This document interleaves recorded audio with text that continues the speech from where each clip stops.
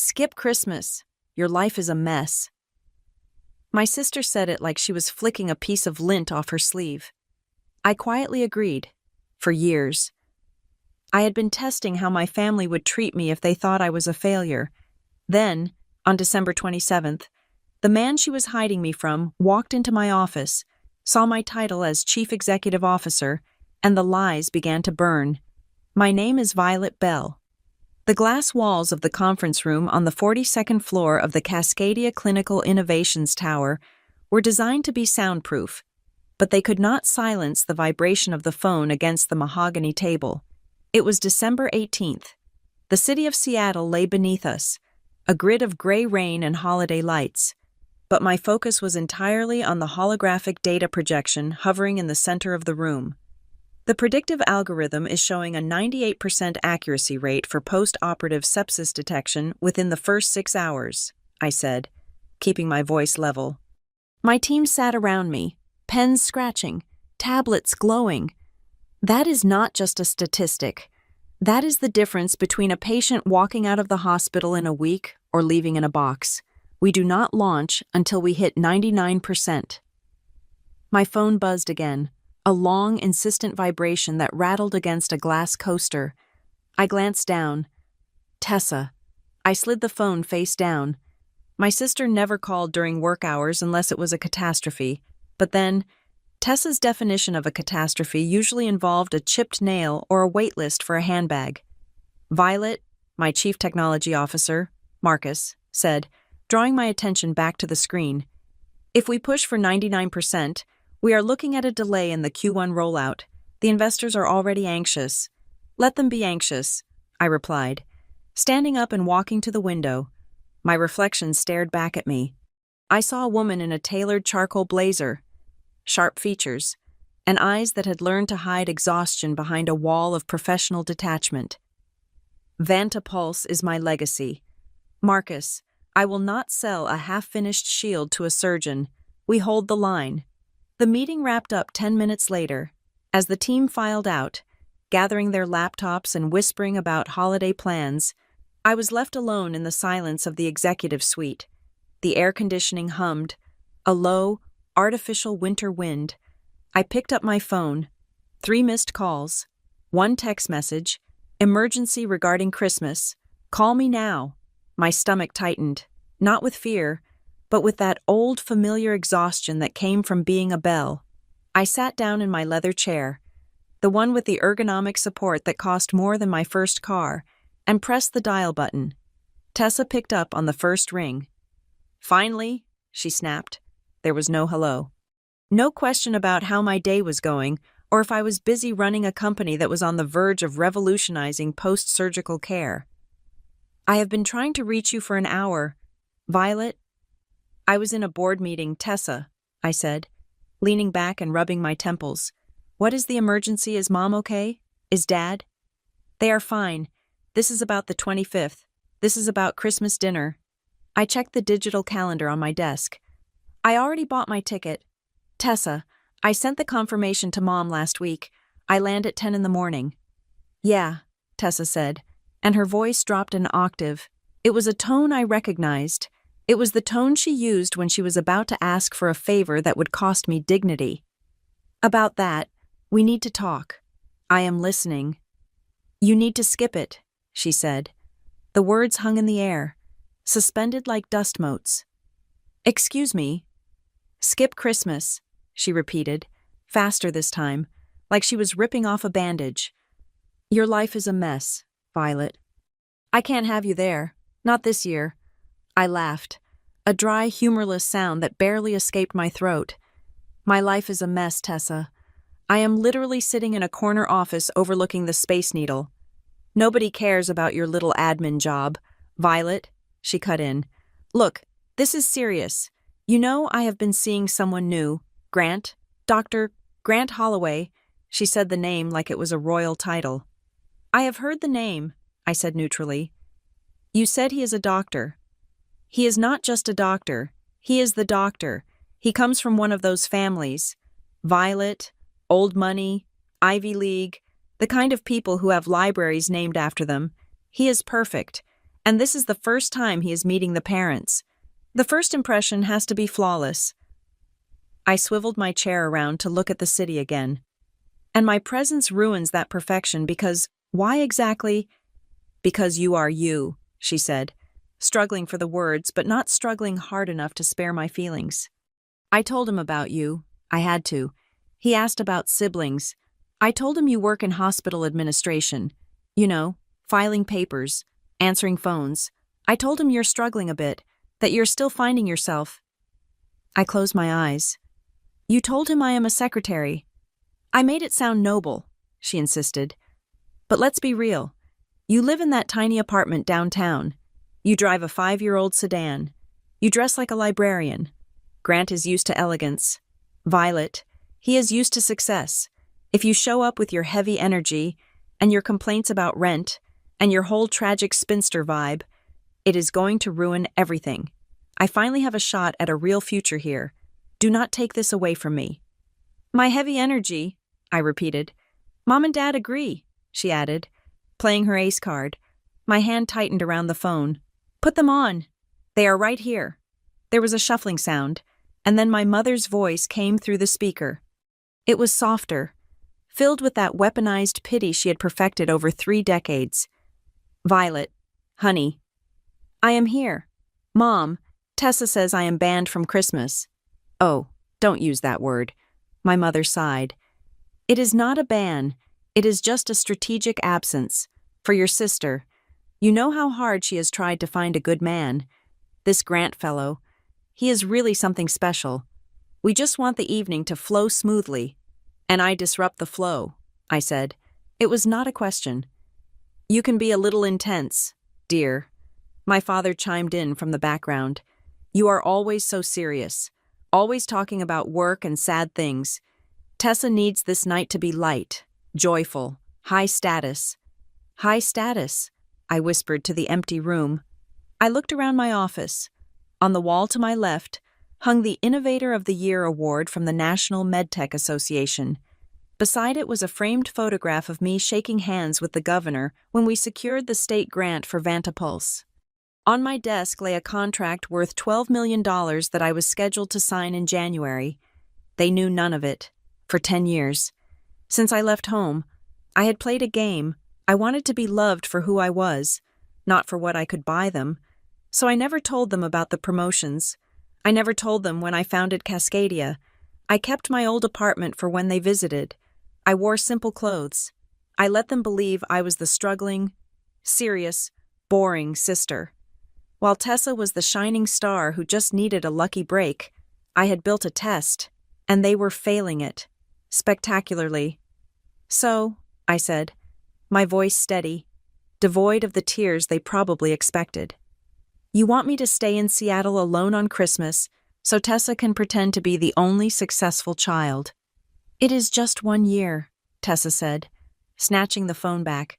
Please, Violet, if you love me, you will do this. Just stay away. Let me have my moment. I told him you were busy with inventory or something. I looked at the reflection of the woman in the glass. She looked powerful. She looked dangerous. But to the people on the phone, she was invisible. Fine, I said. The silence on the other end was heavy with shock. They had expected a fight. They had prepared for an argument, for guilt trips, for me to beg. Really? Tessa asked. Really, I said. You want a perfect Christmas. I will not stand in your way. I will cancel my flight. Oh, thank God. Tessa exhaled, and I could practically hear the tension leaving her body. You are the best. Seriously, I will make it up to you. We can do a late Christmas in January, just us girls, when the pressure is off. Sure, I said. In January. I have to go. I have a fitting for my dress. It is red velvet. Violet, you should see it. Grant is going to lose his mind. Goodbye, Tessa. Merry Christmas. I ended the call before she could say it back. The office was dead silent. I placed the phone on the desk with precise, deliberate movement. I did not throw it. I did not scream. I felt a coldness spreading through my chest, freezing over the parts of me that used to care about their approval. They wanted me to be nothing fine. I would be nothing to them. I stared at the city lights. I had no plans. My team was off. My apartment would be empty. I was the CEO of a company valued in the mid-nine figures, and I had just been uninvited from my family dinner because I was not classy enough. A knock on the door broke my trance. It was Jonah, my executive assistant. He was 24, sharp as a tack, and the only person who knew exactly how much coffee I needed to function.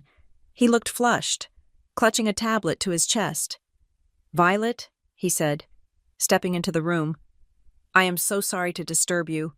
I know you wanted to leave early today." "It is fine." "Jonah, what is it?" "We just got a confirmation from the representative of the St. Jude Providence Hospital Network," he said, his eyes wide. "They want to move forward with the acquisition talks for the Vantapulse pilot program. They want to close the deal before the fiscal year ends." I sat up straighter. This was the whale we had been hunting for 6 months. A partnership with St. Jude Providence would put our AI in 20 major hospitals across the state. It was the contract that would turn Cascadia from a successful startup into an industry standard. "That is incredible news," I said, feeling a flicker of genuine professional thrill push back the family darkness. "When do they want to meet?" "That is the tricky part," Jonah said, grimacing slightly. "The only window their lead negotiator has is during the holiday break. They are asking for a summit meeting here, in the office, on December 27th. "The 27th, I repeated. 2 days after the Christmas I was skipping. "I am available. I have nothing else on my calendar." "Great," Jonah said, tapping his screen. "I will send the calendar invite. The director of surgery is coming personally, along with their chief financial officer. They are very serious about this."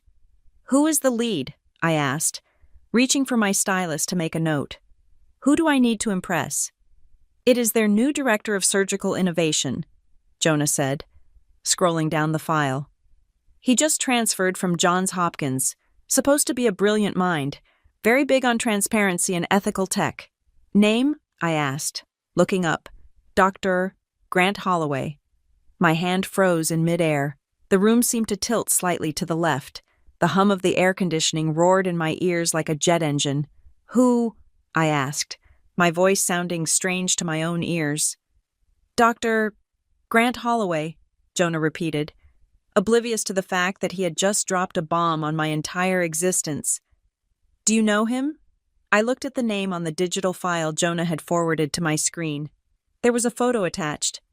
A man in his late 30s, square jaw, intelligent blue eyes, wearing a white coat that looked tailored. He looked kind. He looked expensive. He looked exactly like the man Tessa had described as her ticket to a better life, the man she was hiding me from, the man who thought I was a chaotic, struggling administrative assistant who ruined family gatherings with my heavy energy. And on December 27th, he was walking into my building. He was coming to my floor. He was going to sit at my table and ask me to sell him the future of medicine. A slow, cold smile touched my lips. It was not a happy smile. It was the smile of a chess player who realizes their opponent has just moved their king into a trap. "No, Jonah," I said softly, looking at the man's face on my screen. "I do not know him, but I'm very much looking forward to meeting him." "Shall I prepare the full presentation?" Jonah asked. "Prepare everything," I said, standing up and smoothing the lapel of my blazer. "The full data suite, the prototype demonstration. I want the boardroom spotless. I want the best catering we can find on short notice." "Understood." "And Jonah." "Yes, Ms. Bell." "Make sure my title is on everything," I said. "Founder and Chief Executive Officer. I want it on the screen. I want it on the handouts. I want it to be the first thing he sees when he walks through those doors." "Of course," Jonah said, looking slightly confused by the sudden intensity but nodding nonetheless. He left the room, the glass door clicking shut behind him. I walked back to the window. The rain was falling harder now, blurring the lights of Seattle into streaks of gold and red. "Skip Christmas. Your life is a mess." "Okay, Tessa," I whispered to the reflection in the glass. I will skip Christmas. I placed my hand against the cold window pane. But you are going to wish you had let me come to dinner. The silence in my office was usually my favorite sound. It was the sound of decisions made, of crises averted, of a machine running perfectly. But tonight, staring at the rain streaking against the glass, the silence felt heavy with the ghosts of my childhood. The call with Tessa and my parents had unearthed a sediment of memories I usually kept buried under layers of work and ambition. It was not just about Christmas. It never was. It was about the roles we had been assigned before we even knew how to speak. Growing up, the script was written in permanent ink. Tessa was the star. She was the sunlight, the social butterfly, the one who could walk into a room and make everyone feel like they had been waiting just for her. She had a gift for it. I would admit that. She knew how to laugh at the right volume.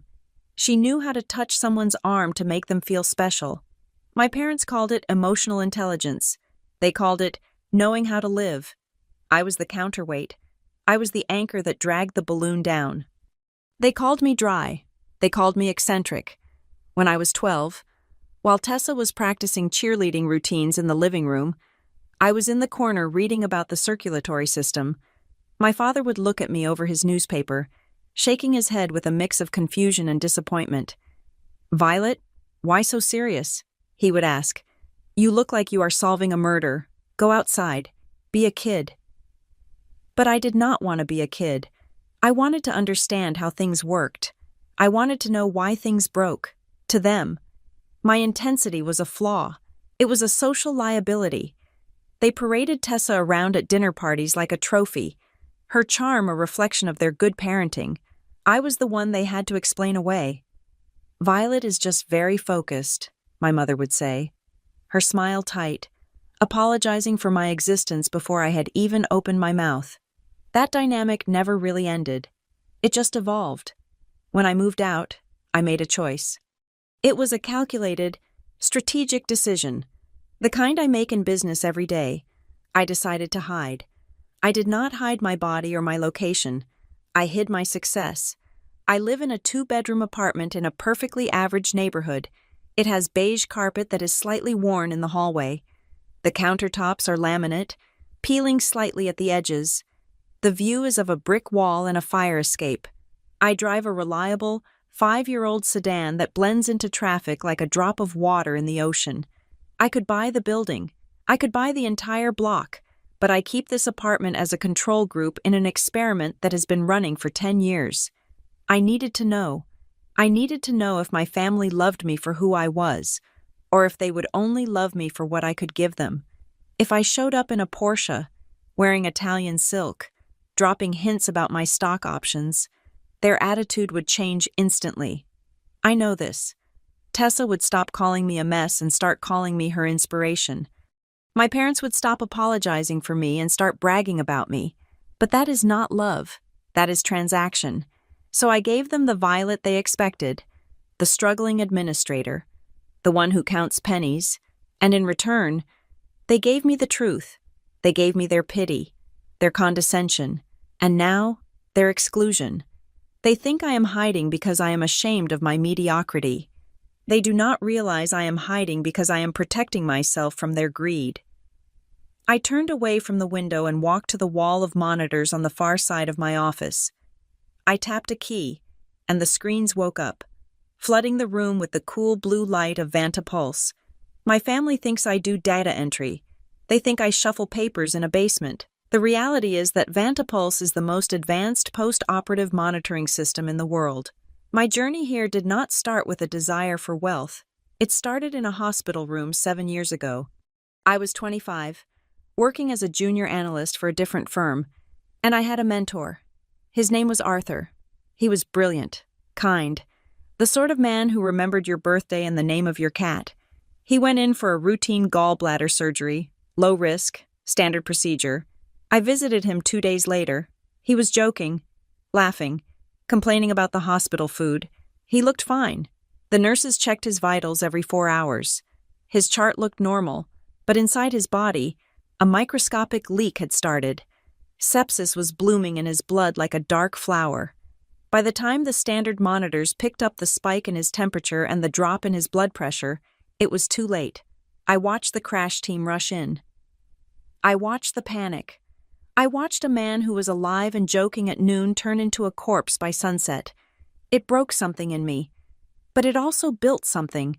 I spent the next month obsessing over his charts. I pulled the raw data, and I saw it. The signs were there.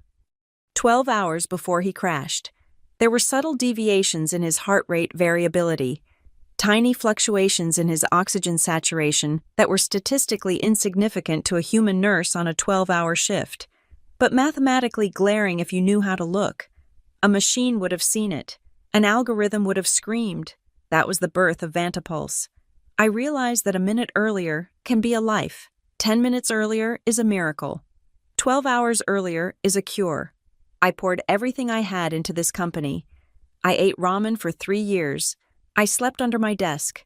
I hired the best data scientists in the country and told them we were not building software. We were building a guardian. Now, Vantapulse monitors 40,000 beds across the country, every day. My system flags a patient who looks fine but is actually dying. Every day, a nurse gets an alert, checks a patient, and stops a tragedy before it happens. I tried to tell my parents once. It was 3 years ago. Right after we got our first round of major funding, we were at Thanksgiving dinner. "I am doing really exciting work," I had said, trying to catch my father's eye. "I am building a medical technology platform. It uses AI to predict complications." My father had nodded, carving the turkey. "That is nice, honey. Computers are very important in hospitals these days. Someone has to keep the records straight." "No," I corrected him. "I'm not keeping records. I am building the system. It is my company." "Pass the gravy, please," Tessa had interrupted. "Dad, did I tell you Grant took me to that winery in Napa? The one where the bottle costs $500. $500, my mother gasped, her eyes lighting up. "Oh, Tessa, that is so fancy." And just like that, my company, my life's work, was swept off the table like crumbs. They heard medical and technology, and their brains translated it to its support. They did not want to hear it. It did not fit the box they had built for me. Violet is the worker bee. Violet is the background noise. So I stopped trying. I let them believe what they wanted. And now, the irony was so sharp it almost drew blood. They were ashamed of me. They wanted to hide the hospital administrator from Dr. Grant Holloway because he was high class. They wanted to protect his delicate sensibilities from my failure. They had no idea that the man they were groveling to, the man Tessa was pinning all her hopes on, was coming to my office in 2 days to beg for a license to use my technology. Dr. Holloway was a surgeon. He knew the stats. He knew that without Vantapulse, his hospital's post-operative mortality rates were lagging behind the national average. He wasn't coming to Seattle during the holidays to see the Space Needle. He was coming because his career depended on modernizing his department, and I held the keys to the kingdom. I walked back to my desk and picked up the file regarding the St. Jude Providence deal. I looked at Holloway's resume again. He was impressive, double board certified, published researcher. He had a reputation for being rigorous and demanding. Tessa had described him as old money and dignified, implying he was superficial, but his work suggested a man who cared about outcomes. Would he recognize me? Tessa said she had told him about me, but she had told him I was a mess. She had painted a caricature. When he walks into this office, he will be expecting a mouse. Instead, he's going to meet a lion. I felt a strange calm settle over me. This was not about revenge. I told myself that firmly. I am not a vindictive person. I do not do drama. I solve problems. Revenge would be crashing their Christmas dinner and throwing champagne in Tessa's face. That is messy. That is emotional. What was about to happen was simply physics. It was the law of cause and effect.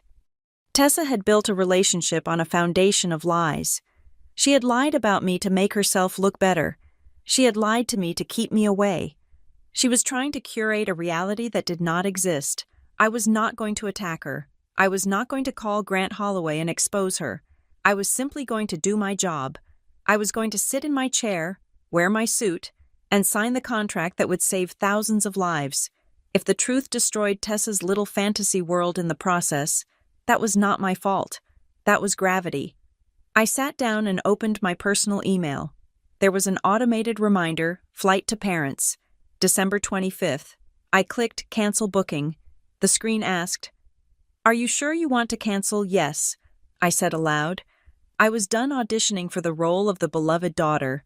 I was done shrinking myself to fit into their frame.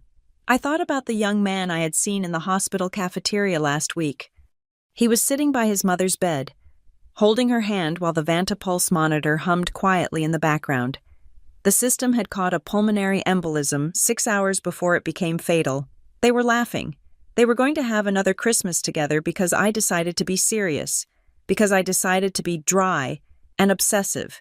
That was enough. That had to be enough. My family could have their perfect, curated, lie-filled dinner. They could toast to a future that was built on smoke. I would spend Christmas alone in my apartment. I would order takeout. I would review the data logs, and I would prepare for the 27th. I looked at the calendar on the wall. The date was circled in red ink. December 27th. The day the two halves of my life would finally collide. "You wanted to impress him, Tessa," I whispered into the quiet room. "You wanted him to see success.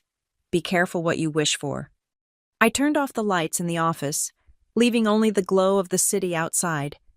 I walked to the elevator, my heels clicking rhythmically on the marble floor. I was Violet Bell.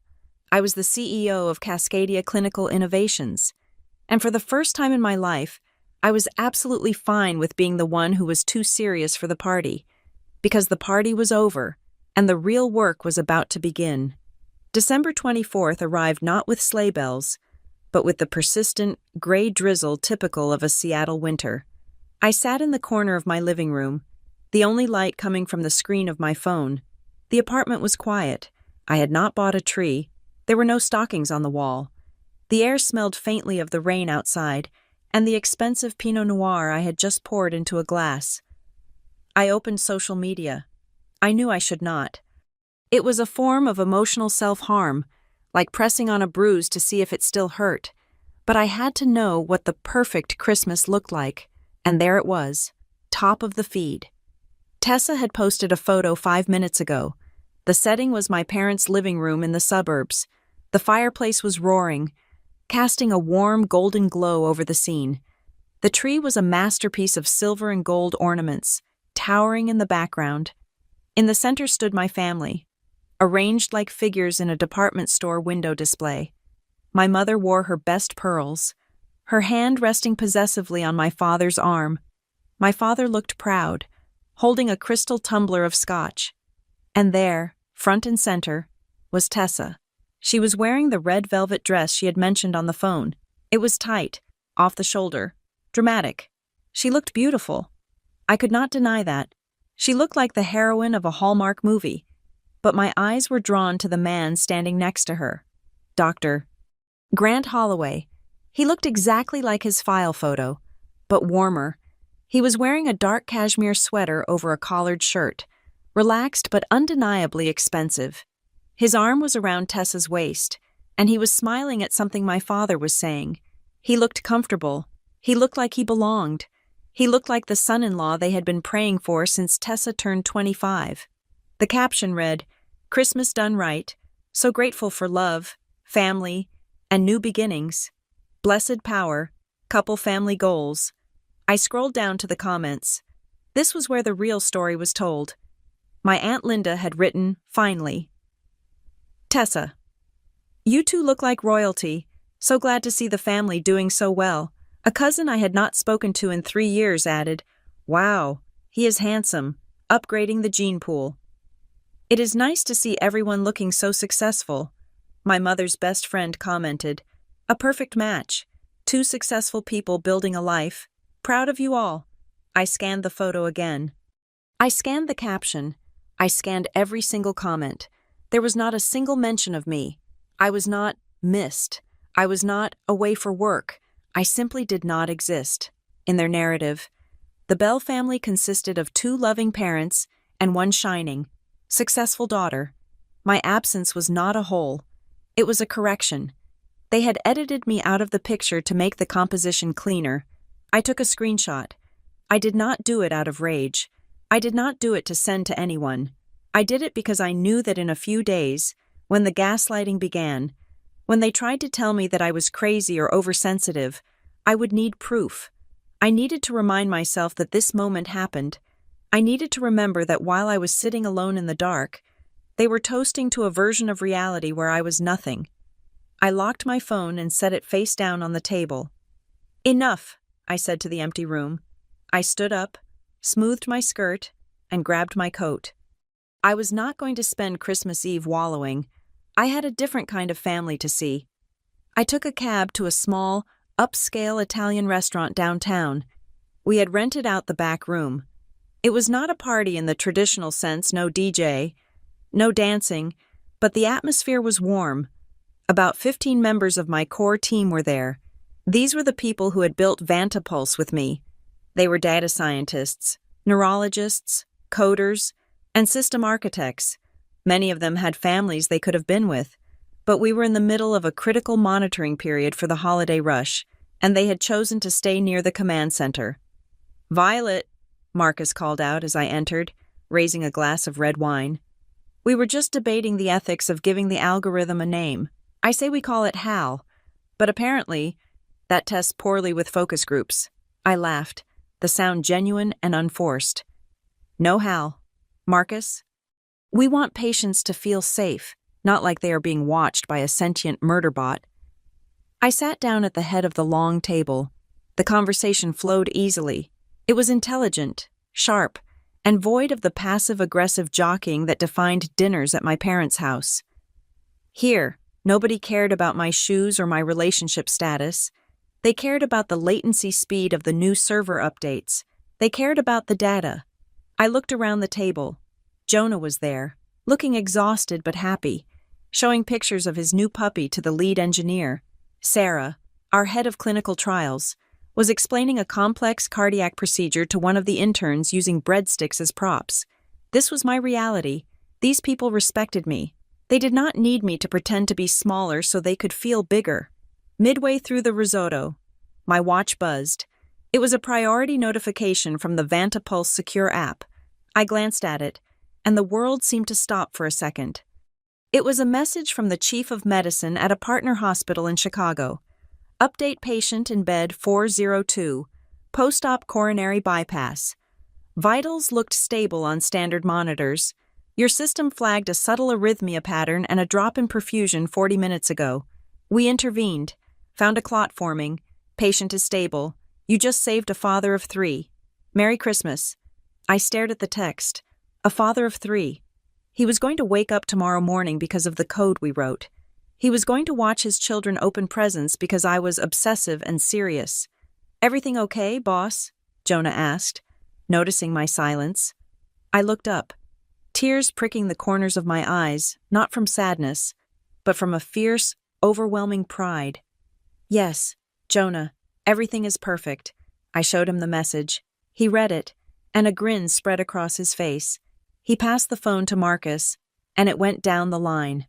A quiet ripple of satisfaction moved through the room. We did not need champagne toasts or Instagram likes. We had this, but the night could not stay purely celebratory. As dessert was being served, tiramisu that dissolved on the tongue. Jonah slid into the chair next to me. His expression had shifted from festive to professional. "I hate to bring this up tonight," he said, keeping his voice low so the others would not hear. "But I just got the final attendee list for the 27th from Dr. Holloway's assistant." "Give it to me," I said, putting down my spoon.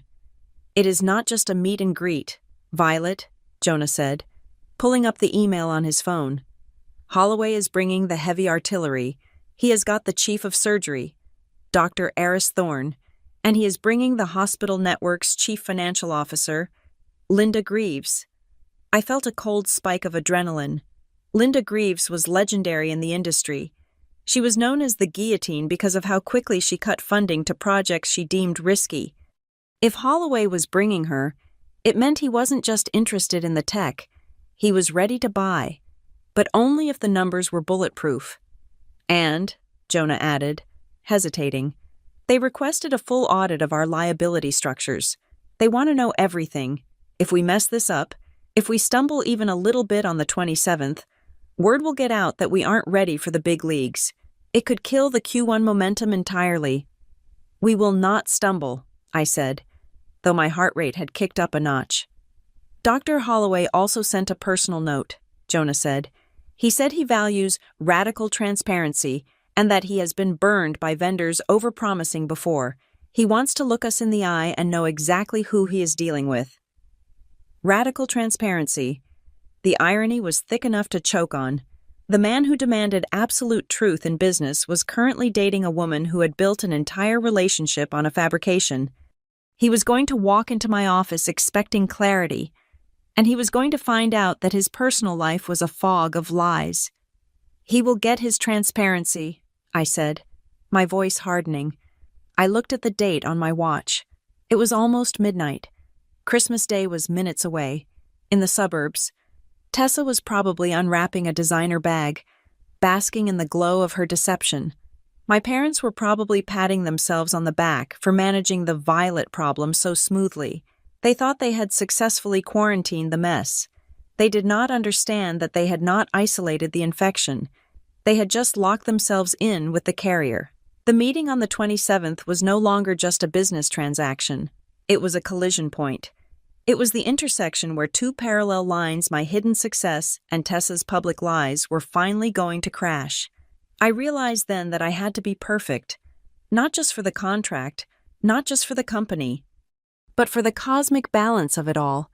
If I lost my temper, if I acted like the crazy sister, Tessa would win.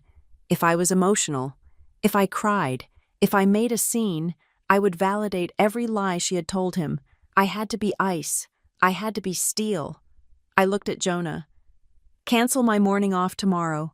I want to run the simulation again. I want to be ready for any question Greaves throws at us. And I want the background check on Holloway's hospital protocols on my desk by 8 in the morning. On Christmas Day, Jonah asked, raising an eyebrow. We are saving lives. Jonah, I said, standing up and putting on my coat. Disease does not take a holiday, neither do we. I walked out of the restaurant and into the rainy night. The city was quiet. I thought about the text from the Chicago hospital. You just saved a father of 3. That was real.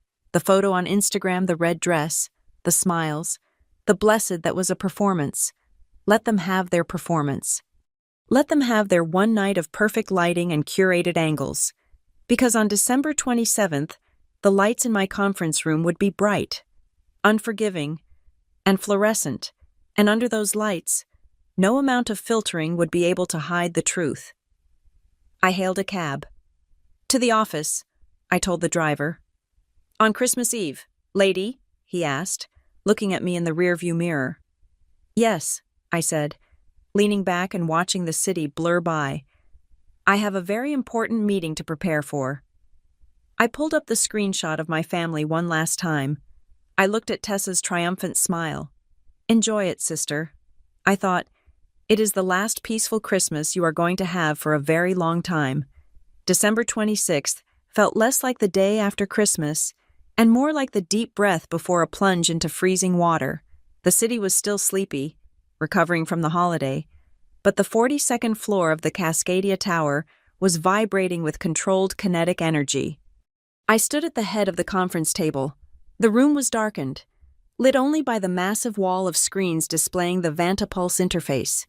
My core team Marcus, Sarah, and the lead system architects sat in a semicircle. They looked tired, likely fueling themselves on leftover holiday adrenaline and strong espresso, but their eyes were sharp. Run the 72-hour post-op simulation again, I commanded. I want to see the stress markers. Marcus tapped his keyboard.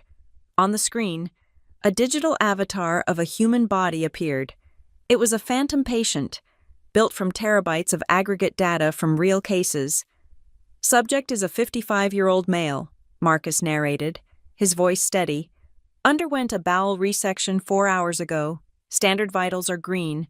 Heart rate is 80. Oxygen saturation is 98%. I watched the lines on the graph. To the naked eye, to a nurse checking a chart at 3 a.m, this patient was fine. Introduce the sepsis variable, I said. The screen flickered. A tiny red line began to deviate from the baseline. Pathogen introduced, Sarah said. Standard monitors are still reading normal, but Vantapulse is picking up a microtremor in the heart rate variability and a 0.4-degree rise in core temperature. Alert time, I asked. System triggers a yellow warning at hour 6, Marcus replied. By hour 8, it upgrades to red. Standard care protocols would not catch this until hour 18, when fever spikes. That is a 12-hour lead, I said, leaning forward. That is the difference between antibiotics and a funeral, but the interface is too cluttered. Dr. Holloway is a surgeon, not a data scientist. Clean up the dashboard. I want the time-saved metric front and center. He needs to see the value in seconds, not in code. I walked around the table, making eye contact with every member of my team. Listen to me, I said, my voice low and serious. Tomorrow is not just a sales pitch. We are being audited by the best. Dr. Holloway and his team are going to look for cracks. They are going to look for glitches. If the system lags, we lose. If the data is messy, we lose. I paused, letting the weight of the moment settle. I know it is the holidays. I know you should be home with your families. But what we are building here matters more than a turkey dinner. No one lets their personal life bleed into this room tomorrow. We are professionals. We are the best in the industry. Let's prove it. They nodded. There was no grumbling. They knew what was at stake. I left them to refine the dashboard and retreated to my office to handle the second part of my preparation, the part that had nothing to do with code and everything to do with the man who was currently dating my sister. I pulled up the dossier I had asked Jonah to compile on Dr. Grant Holloway. It was thick. Jonah had done his job well. I skipped past the medical accolades. I already knew he was a double board-certified genius. I was looking for the man, not the doctor. I found an interview he had given to a medical ethics journal 2 years ago. The headline read, "The Scalpel of Truth, Why Transparency is the Only Cure." I began to read, and a cold chill went down my spine. In the operating room, Holloway had said in the interview, "A lie is a murder weapon. If a resident hides a mistake, a patient dies. If a vendor exaggerates the capability of a device, a patient dies. I have zero tolerance for fabrication. I would rather work with a mediocre surgeon who is honest than a brilliant one who hides the truth. Integrity is the only currency that matters to me." I sat back in my chair. This was the man Tessa was trying to trap. My sister, whose entire life was a carefully curated exhibit of half-truths and exaggerations, was sleeping next to a man who viewed dishonesty as a mortal sin. She had told him I was a mess to make herself look like the stable one. She had invented a version of her family to fit his standards. She was playing with fire, and she had no idea that the room was filled with gasoline. I felt a strange mixture of pity and inevitability. Tessa thought she was securing her future. In reality, she was building a house on a fault line. Jonah knocked on the doorframe, interrupting my thoughts. "Violet, I have an update from the hospital's procurement department." "Come in," I said. Closing the dossier, Jonah walked in, looking a little frantic. "Okay, so the pressure just dialed up. I spoke to their admin. Apparently, the hospital network has a surplus in their capital expenditure budget for this fiscal year, about $15 million. And if they do not spend it by December 31st, they lose it for next year. They are not just coming to kick the tires. Violet, they are coming with a checkbook. If they like what they see tomorrow, they want to sign immediately so the funds clear before the new year." I let out a slow breath. "So, it is an immediate deployment." "Yes," Jonah said. "They want a pilot program in 3 hospitals starting January 5th. That means we need legal, compliance, and integration teams ready to go on Monday." "We can do it," I said instantly. "We have the infrastructure." "It also means," Jonah added, that Dr. Holloway is going to be incredibly thorough. He cannot afford to spend $15 million on a lemon. He is going to grill you. Violet, let him grill me, I said. I am fireproof. Jonah hesitated. Are you sure you are okay? You have been intense, even for you. Did something happen over Christmas? I looked at Jonah. He was a good kid. He cared, but I could not tell him that my own family had erased me from their holiday photos. I could not tell him that the lead negotiator coming tomorrow was the man my sister was lying to. I just want this contract. Jonah, I said softly. I want Vanta Pulse to be the standard.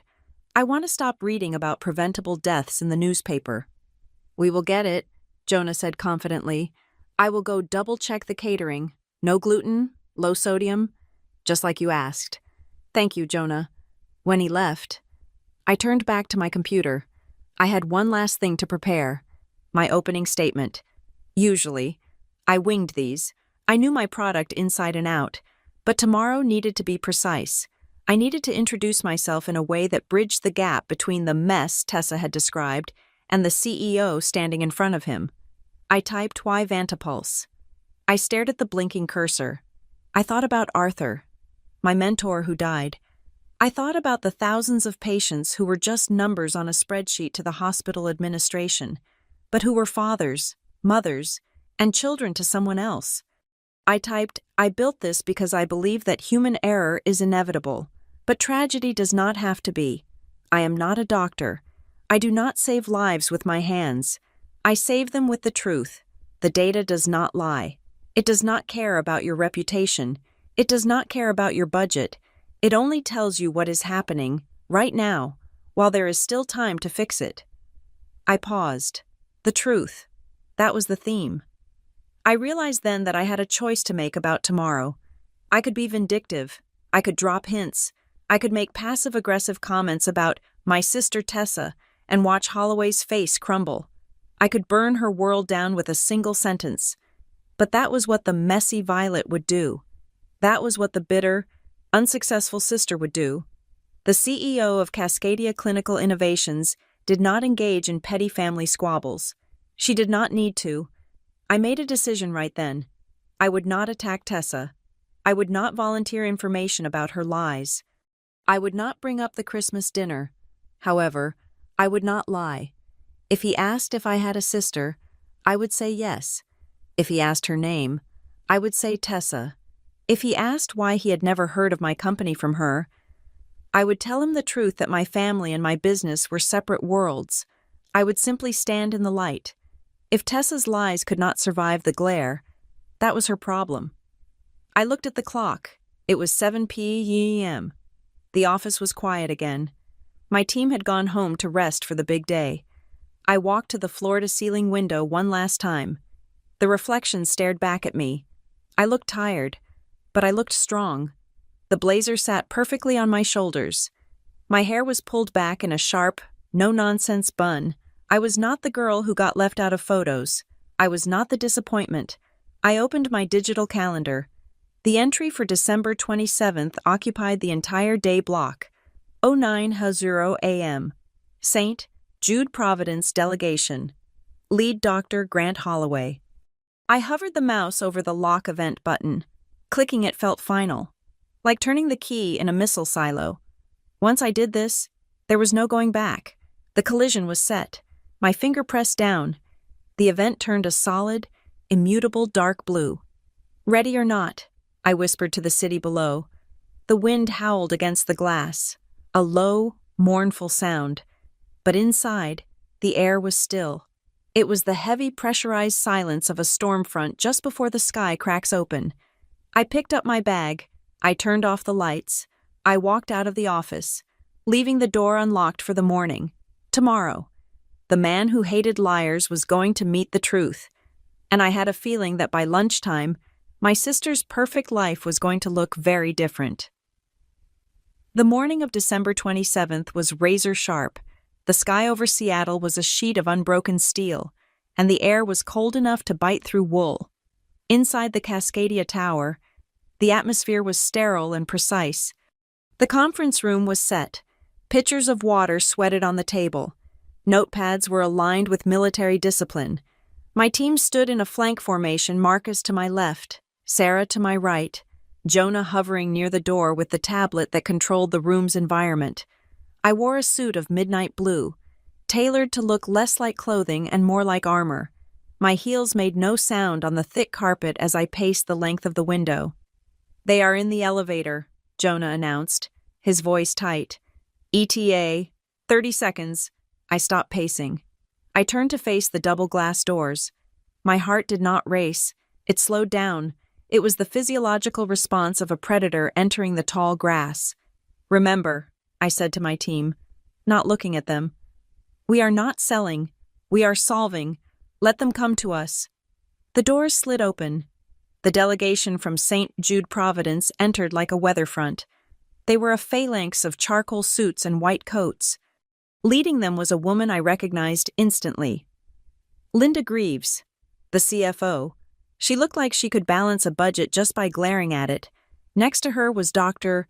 Eris Thorne, the chief of surgery, a man whose reputation was as large as the hospital he ran. And then, stepping out from behind them, was Dr. Grant Holloway. He was taller than he looked in photos.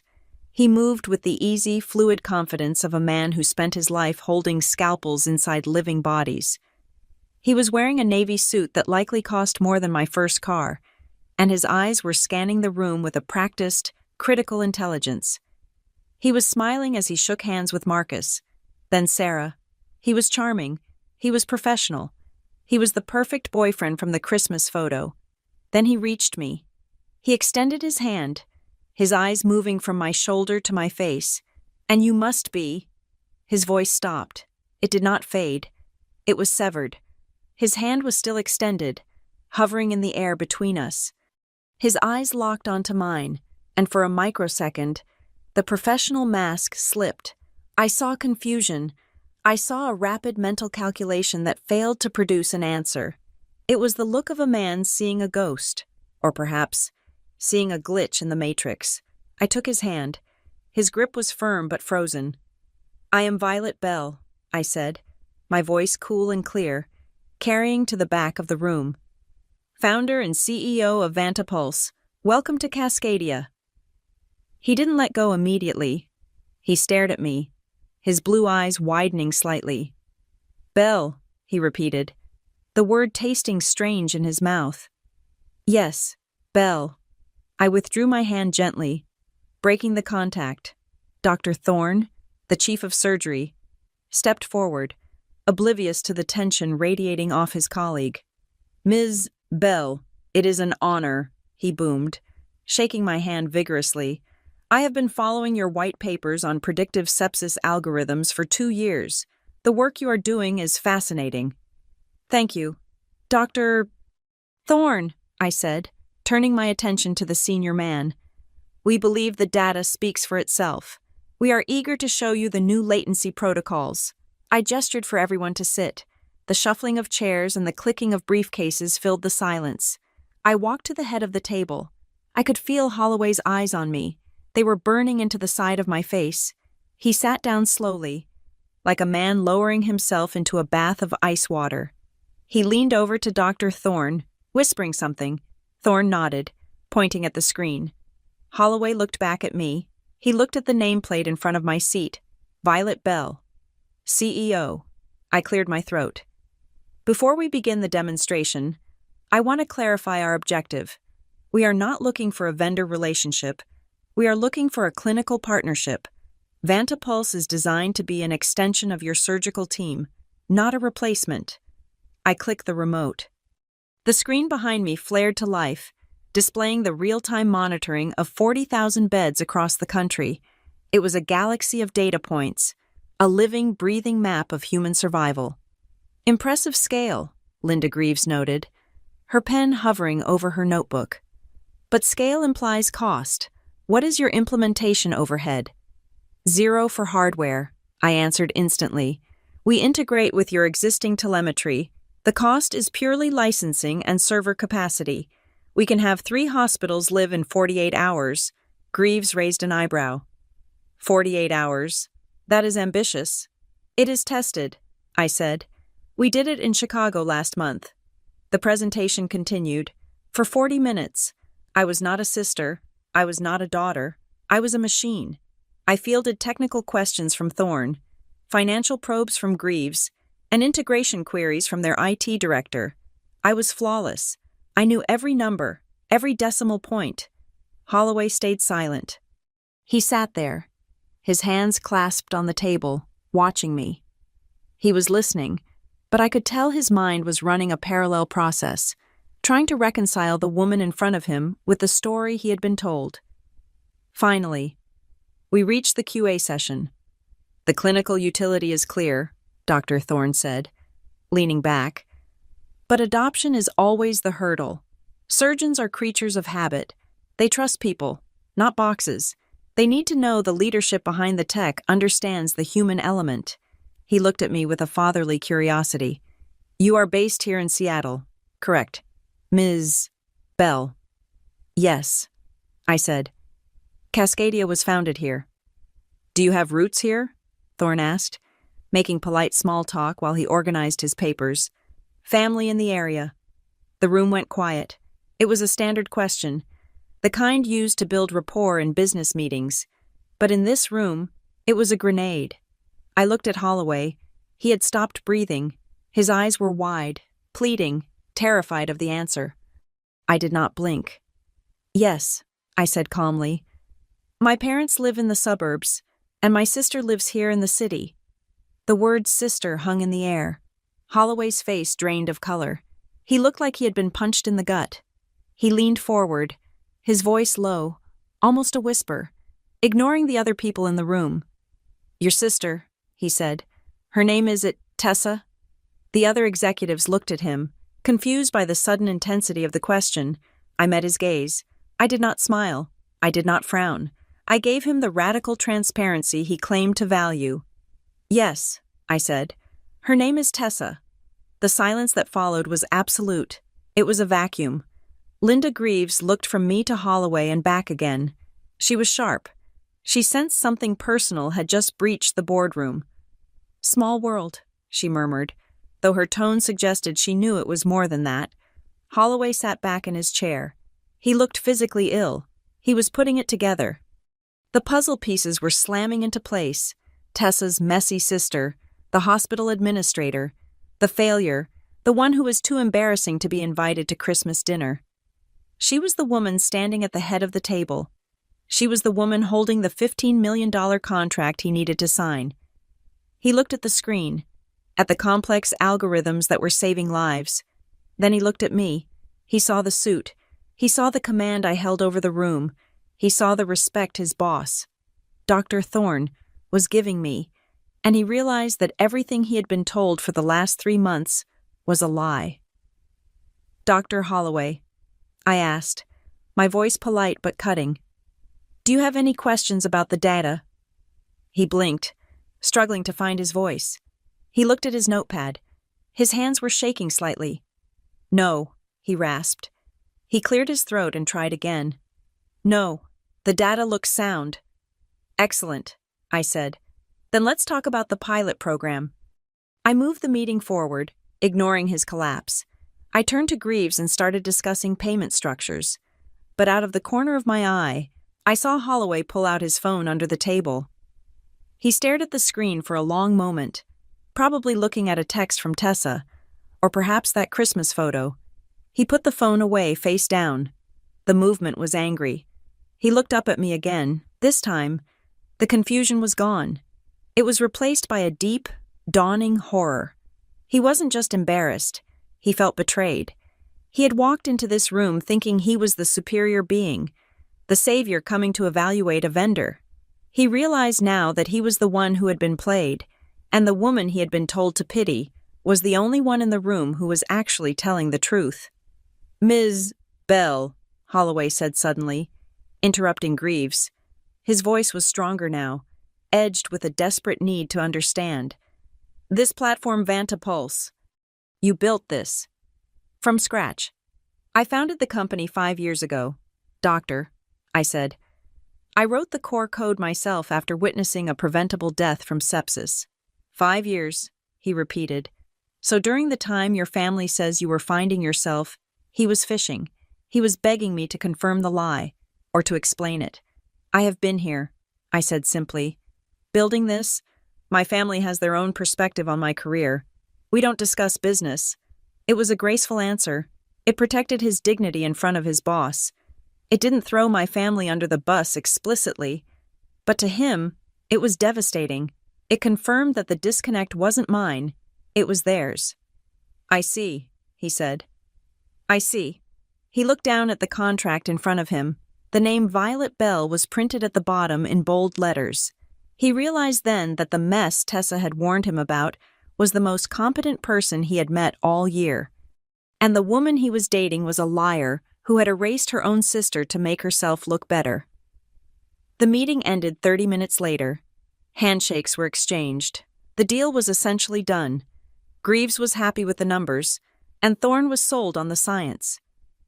As the group moved toward the door, Holloway lingered. He let the others exit first. He stood by the door, looking at me. The arrogant confidence he had walked in with was gone. He looked humbled. He looked shaken. "Ms. Bell," he said. "Dr. Holloway." He opened his mouth to say something, perhaps to apologize, perhaps to ask how this was possible, but the words failed him. There was nothing he could say that wouldn't sound insane. "Sorry, my girlfriend told me you were a loser." He just nodded, a stiff, jerky motion. "We will be in touch regarding the final signatures," I said. "Yes," he said. "We will." He walked out. The glass doors slid shut. I stood alone in the conference room. My team was high-fiving in the hallway, celebrating the successful pitch. I walked to the window and looked down. I saw the group walking out of the building and getting into a black SUV. I saw Holloway stop on the sidewalk. He didn't get in immediately. He pulled out his phone again and made a call. He looked furious. I watched him pace for a moment, gesturing with his free hand. Before getting into the car, I turned back to the empty room. The nameplate on the table still read Violet Bell, CEO. The first domino had fallen, and the sound it made was louder than thunder. The presentation ended with the kind of polite, shuffling noise that usually signals a success. My team, Marcus, Sarah, and the others were beaming as they packed up their laptops. They knew we had nailed it. The metrics were undeniable, and the financial model was sound. To them, this was just another high-stakes win in a year full of them. But as the room emptied, the air grew heavy. Dr. Aris Thorne shook my hand one last time, praising the latency speeds, and Linda Greaves gave me a curt nod of approval before heading for the elevators. They walked out, chatting about budget allocations, assuming their lead negotiator was right behind them. He was not. Dr. Grant Holloway stood by the mahogany table, his hand resting on the back of a leather chair as if he needed it for balance. He waited until the glass doors clicked shut, sealing the two of us inside the soundproof aquarium of my conference room. The silence that followed was thick enough to choke on. I moved to the side table to pour a glass of water, my movements deliberate. I was not going to break the silence. That was his job. He was the one who had entered my office with a head full of lies. "Violet," he said. His voice cracked slightly on the first syllable, a stark contrast to the baritone authority he had commanded an hour ago. He cleared his throat and tried again. "Ms. Bell, do you have a moment?" I turned to face him. He looked wrecked. The confident, polished surgeon who had walked in expecting to intimidate a vendor was gone. In his place was a man who looked like he had just woken up in a stranger's house. His face was pale, and there was a tightness around his eyes that spoke of profound humiliation. "I have 5 minutes before my next call." "Dr. Holloway," I said, leaning against the counter, "is there a question about the integration timeline?" He flinched at the formality.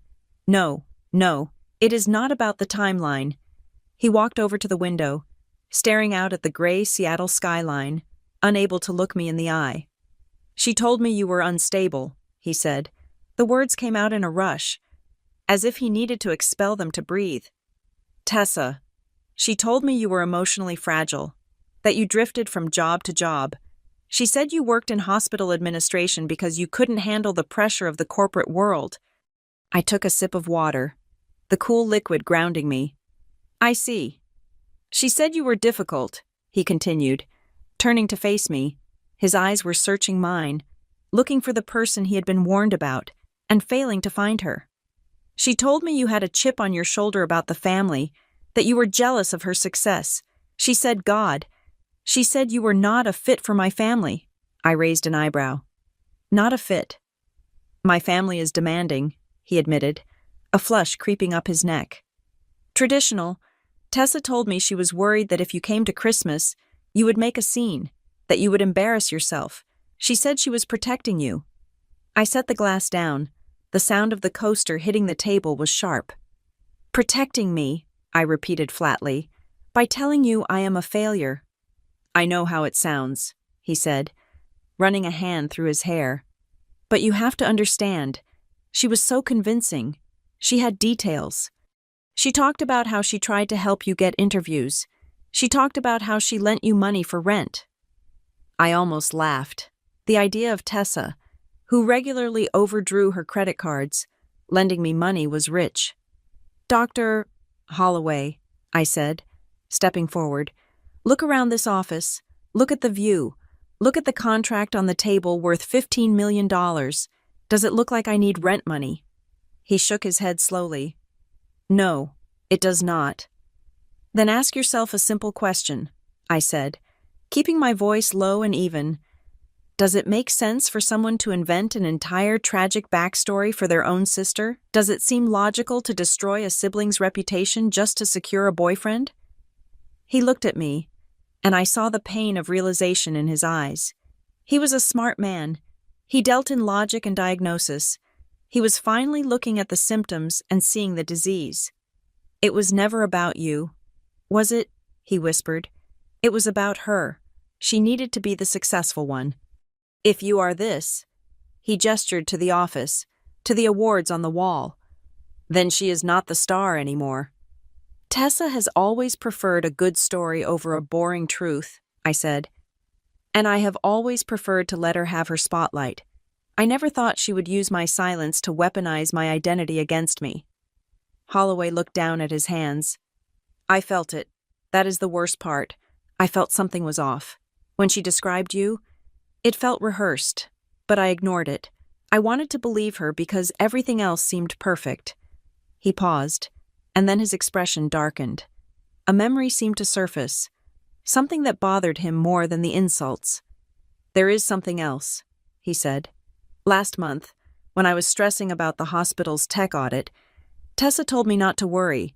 She said she understood the industry. She told me she had consulted on a major AI project in the past. She implied it was a family venture. She made it sound like she was the creative force behind a medical startup. I froze. Calling me a mess was one thing. That was personal. That was just sisterly cruelty. But claiming credit for my work, claiming to have a hand in Vantapulse, that crossed a line. That was professional theft. She said that, I asked, my voice dropping a few degrees. She didn't name the company, Holloway clarified. She just said she gave critical user experience feedback that saved the launch. She acted like she was the silent partner in a big tech success. I walked over to my desk. Come here, Grant.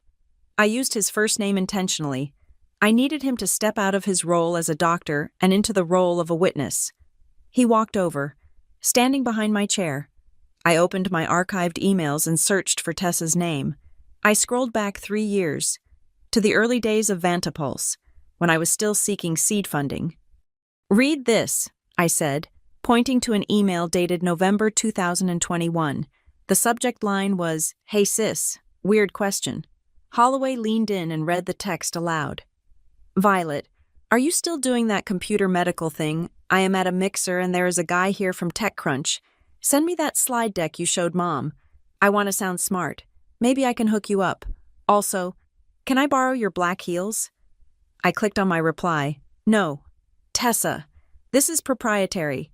Please do not discuss Vantapulse with anyone. And her response? Whatever. You are so paranoid. Nobody cares about your boring code anyway. Have fun being poor. Holloway stared at the screen. The date stamp. The tone. The dismissal.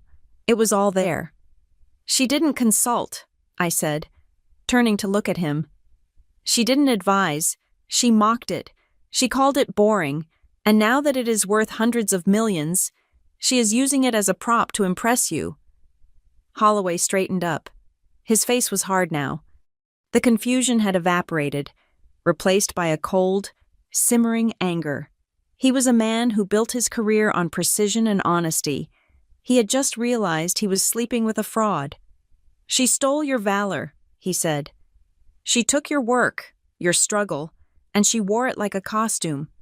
She tried to, I corrected. But the thing about technology, doctor, is that it leaves a trail. You cannot fake code, and you cannot fake character. I closed the laptop. I keep my life separate for a reason. I told him, I do not need my family's validation. I do not need their applause, but I will not allow them to rewrite my history to suit their narrative. I am a professional. I will not let this affect our contract, but I will also not help you maintain the illusion that she is perfect. Holloway looked at me with a new kind of respect. It was not the respect of a buyer for a seller. It was the respect of one survivor recognizing another. I am so sorry, he said. About Christmas. I sat there at that table, eating your mother's food, listening to them talk about how troubled you were. I participated in it. I let them erase you. You didn't know, I said. You were given a data set that was corrupted. You acted on bad information. That is a diagnostic error, not a moral failing. It feels like a moral failing, he said bitterly. I prided myself on seeing people clearly, and I missed this completely. He checked his watch, but it was a reflexive gesture. He wasn't worried about the time. He was worried about what he had to do next. I have to go, he said. We have a dinner reservation tonight, the Four Seasons. A celebration? I asked. It was supposed to be, he said. But I cannot do it. I cannot sit there and drink wine and listen to her lie about her day. I cannot build a life on a foundation that does not exist. He looked at the door. I am going to end it. Tonight. I nodded. I did not tell him what to do. It was not my place. But I knew that for a man like Grant Holloway, once the truth was revealed, there was no going back. He could not unknow that I was the CEO. He could not unhear the lies. That is your decision, I said. He turned back to me one last time. Thank you, Violet, for the presentation and for the reality check. It was painful, but I needed it. Dr. Holloway, I said as he reached for the handle. He stopped. You came here today for your patients, I said. You came here because you want to save lives. Keep your focus on that. The contract, the technology that is real, that is what matters. Do not let the personal mess taint the professional good we can do. I looked him dead in the eye. You are a doctor. Your first duty is to do no harm, but your second duty is to the truth. Do not let your patients become victims of a lie just because you are afraid of a difficult conversation. He held my gaze for a long second. He nodded, once, sharply. I won't, he said. He walked out. I watched him go. He walked differently than he had when he arrived. He was heavier, burdened by the truth, but he was walking in a straight line. I sat down in my chair and exhaled, a long, shaky breath that I had been holding for an hour. My hands were trembling slightly. It wasn't fear, it was the adrenaline crash. I picked up my phone. There was a text from Tessa, sent 20 minutes ago. Hope you are having a boring day at the office. Grant is probably finalizing a huge deal right now. He is such a shark. Love you. I looked at the message. I looked at the smiley face emoji. I did not reply. There was no need to reply. The shark was coming home, but not with a deal for her. He was coming home with the truth. And for Tessa, that was going to be far more dangerous than any shark. The sun had set hours ago, leaving Seattle wrapped in a cloak of indigo rain. I was back in my apartment, the one with the beige carpet and the peeling laminate that my sister so despised. I sat on my second-hand sofa, a glass of water in my hand, watching the digital clock on the microwave tick forward. 7:30. Grant Holloway would have arrived at the restaurant by 7. He would have sat down. He would have ordered a drink, and by 7:15, he would have started talking. I did not have to wait long for the shockwave to hit. At 7:42, my phone lit up. It did not just ring, it convulsed on the coffee table, buzzing with a violence that felt personal. The screen flashed Tessa in bright, demanding letters. I took a breath, centering myself. I had negotiated a $15 million contract today. I had faced down a boardroom of skeptics. I could handle a phone call. I slid the icon to answer and put it on speaker.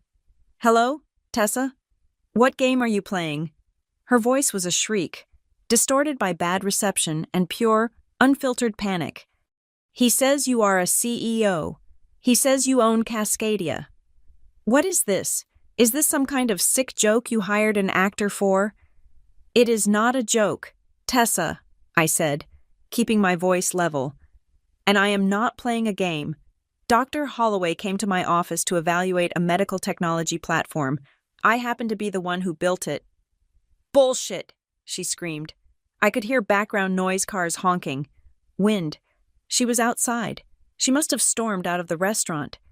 "You are an admin. You work in filing. You told us that—" "I never told you that," I corrected her. "You told yourselves that. I told you I worked in medical technology. You filled in the blanks with what you wanted to believe." "But you live in a dump," she yelled. "I have been to your apartment, Violet. It smells like old soup and poverty. You drive a car that barely starts. People with money do not live like that. It is impossible." "I live simply because I want to," I said. "I put my money into my company. I put it into my research. You measure success by what you wear. I measure it by what I build. We have different metrics." "You are lying," she sobbed, the anger cracking into desperation. "Grant is in there right now breaking up with me. He says I am a liar. He says I tried to steal your intellectual property. How could you do this to me? How could you let him think that—" "I did not let him think anything," I said. "I showed him the emails. Tessa, the ones where you called my work boring, the ones where you mocked me for being poor. I just gave him the context you left out. You set me up." Suddenly, there was a scuffling sound, and a different voice came on the line. It was my mother, Violet. Her voice was trembling, but it wasn't with sympathy. It was with that specific tone of offended dignity she used when a waiter brought her the wrong wine. "Violet, are you there?" "I am here, Mom. Your father and I are in the car with Tessa," she said. "She called us to pick her up. She is hysterical. Violet, what have you done? Why is this man saying these terrible things about your sister?" "He is saying them because they are true, Mom." "And why are we hearing about this company of yours from a stranger?" My father's voice boomed from the background. He sounded hurt, deeply wounded in his ego. "If you are some big-shot CEO, why didn't you say something? Why did you let us worry about you? We have spent years losing sleep over your lack of direction." I closed my eyes, pinching the bridge of my nose. The gaslighting was so smooth, so practiced. It was almost art. "Dad," I said, 3 years ago at Thanksgiving, I tried to show you the prototype. You told me to stop playing with computers and pass the gravy. 2 years ago, when I got the state grant, I sent you the article. You never opened the link. You asked me if the grant money was enough to fix my car. "We didn't know it was serious," my mother interjected. "You are always so quiet, Violet. You never explain things well.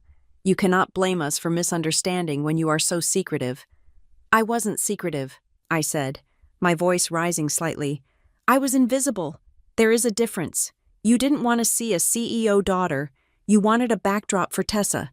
You needed me to be the failure so she could be the success." "That is a cruel thing to say," my mother snapped. "We love you both equally. We just know Tessa has more of a flair for the world. We thought you needed help. And now that you know I don't need help," I asked, "are you proud? Or are you just embarrassed that you bet on the wrong horse?" There was a silence on the other end. It was a heavy, guilty silence. They were stunned not just by the money, but by the power dynamic shift. The daughter they pitied was suddenly the one holding the cards, and they hated it. "You ruined my life," Tessa's voice came back, tearing through the silence. She had snatched the phone again. Grant was the one. Violet. He was perfect. He was going to take care of me. We were going to get married in the spring. I had the venue picked out. And you walked into that room today and deliberately humiliated me. "I did my job." "Tessa," I said coldly. "He came to my office. I didn't invite him. You sent him there. You pushed him toward my company because you wanted to look connected. You walked him right into the truth." "You could have lied," she shrieked. "If you loved me, you would have lied.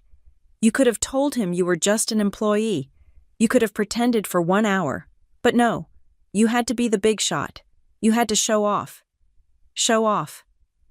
I laughed, a harsh sound. "Tessa, I just signed a contract that will save thousands of lives.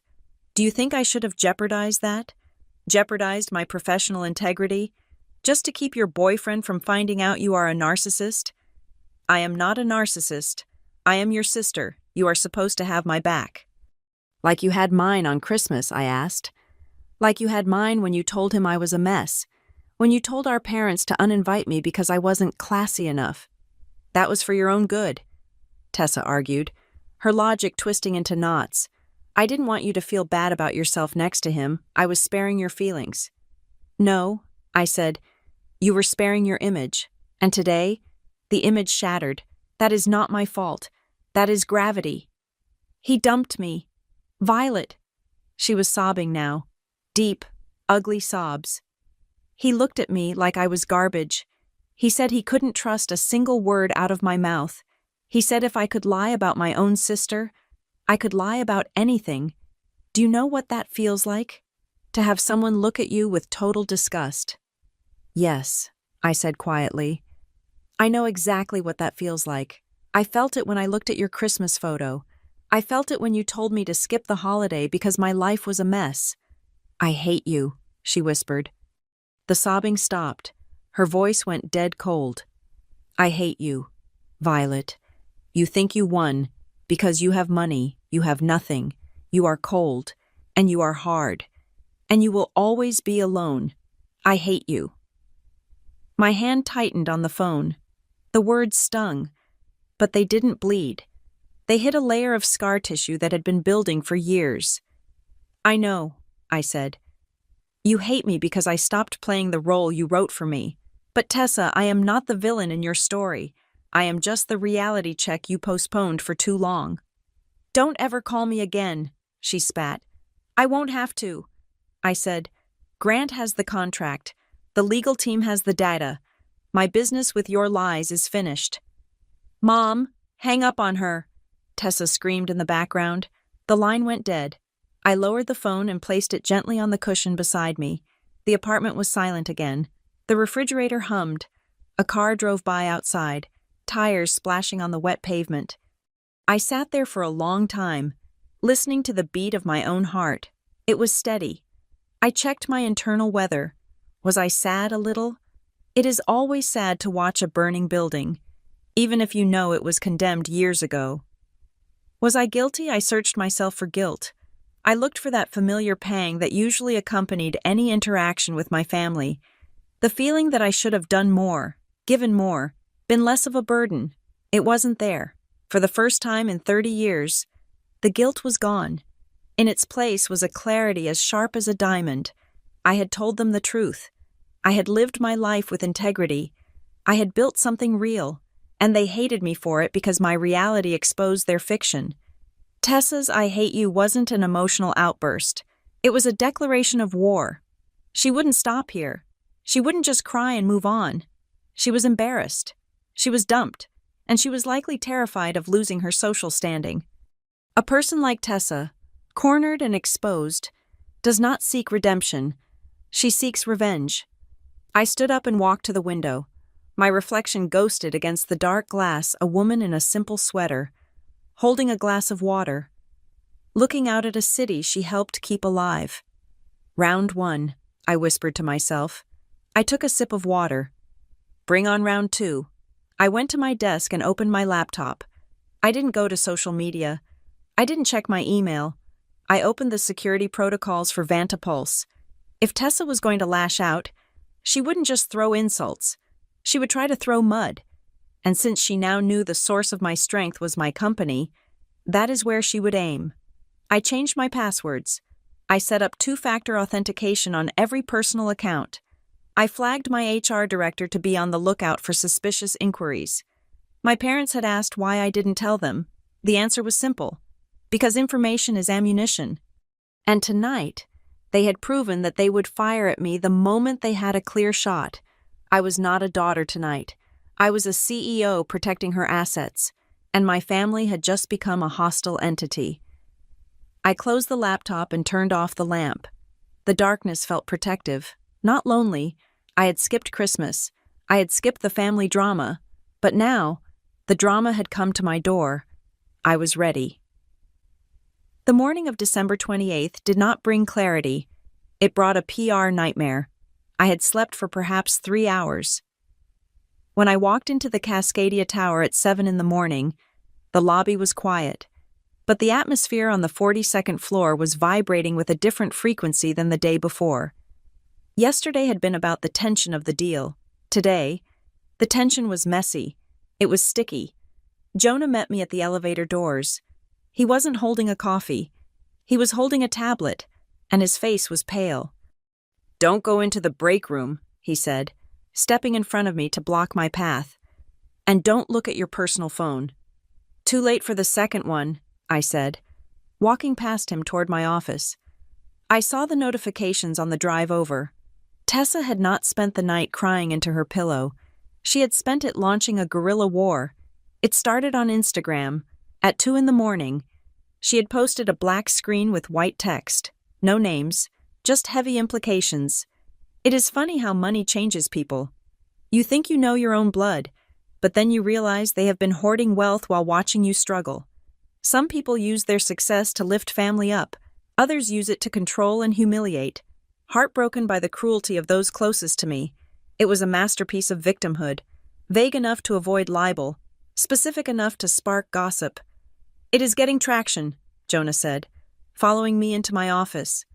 "She has tagged it with things like toxic family and betrayal, and Violet the cousins are reposting it." I sat down and opened my desktop. I pulled up the family group chat, which I had muted but not left. It was a war zone. "Aunt Linda, I cannot believe Violet would do this. Testing the family. That is psychopathic. Cousin Mark. Wait, so she is actually rich, like rich, and she let Grandma drive that beat-up Honda until she died. That is cold." My mother. We are all just in shock. We thought we knew her. Turns out she was laughing at us the whole time. Poor Tessa is devastated. They had successfully spun the narrative. I wasn't the hardworking daughter who had been excluded. I was the undercover millionaire who had maliciously tested their love. They had turned my privacy into a weapon against them. "Let them talk," I said, closing the window. "Gossip doesn't breach contracts. Did legal send over the final draft for the St. Jude Providence deal?"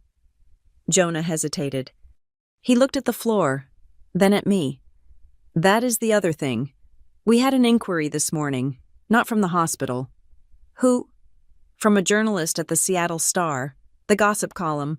Someone tipped them off that the CEO of Cascadia has a secret scandal involving a family feud and a stolen billion-dollar idea." I felt a cold tightness in my chest. "Stolen. The tipster claims to be an anonymous source close to the family," Jonah said. "They are trying to sell a story that Vantapulse wasn't a solo invention. They are implying that the concept was developed during family brainstorming sessions and that you cut your partner out." I laughed. It was a dry, humorless bark. Family brainstorming sessions. The only thing my family ever brainstormed was where to go for brunch. "I know," Jonah said. "But the journalist is asking for comment, and we received a letter." He placed a piece of paper on my desk. It was a printed email, sent to our general legal inquiry box at 4 in the morning. The sender was justiceforcreators123@gmail.com. I read the text. "To the Board of Cascadia Clinical Innovations. It has come to light that the intellectual property known as Vantapulse relies on core concepts developed by a third party who has not been compensated. This third party provided crucial user experience feedback and conceptual framework during the early stages of development. We demand an immediate meeting to discuss equity distribution before litigation becomes necessary. The language was trying to sound legal, but the syntax was pure Tessa. She used phrases like crucial user experience feedback, the exact same phrase Holloway told me she had used with him. She is insane, I whispered. She actually thinks that because she told me my pitch deck was boring 3 years ago, she is a co-founder. It is clumsy, Jonah noted. But if she goes to the press with a lawsuit, even a frivolous one, it could spook the hospital network. Linda Greaves hates risk. A dispute over IP ownership is a massive red flag. I stood up. The sadness I had felt the night before was gone, replaced by the cold, hard clarity of a CEO protecting her shareholders. Get Elena from legal up here, I ordered. Now. 10 minutes later, Elena, our general counsel, was sitting where Holloway had sat yesterday. She was a sharp woman with glasses and zero patience for nonsense. It is extortion, Elena said flatly, reading the email. Amateur hour, but you are right. We need to kill it before it gets oxygen. Do we have any exposure? Did she ever actually work for you, even as a contractor? Never, I said. She has never stepped foot in this building until, well, she has never seen the code. Did you ever send her files? Elena asked. Anything? A draft? A memo? I paused. I sent a pitch deck to my mother 3 years ago, just a PDF. Tessa might have seen it. I will run a forensic search on the server, Elena said. We need to know exactly what she has. If she is claiming ownership, she might try to produce a document to the press. Do it, I said. Scan everything, search for any external transfers to the Bell family email addresses. While Elena worked, I sat in my office, watching the rain. My phone buzzed again. It was Grant Holloway.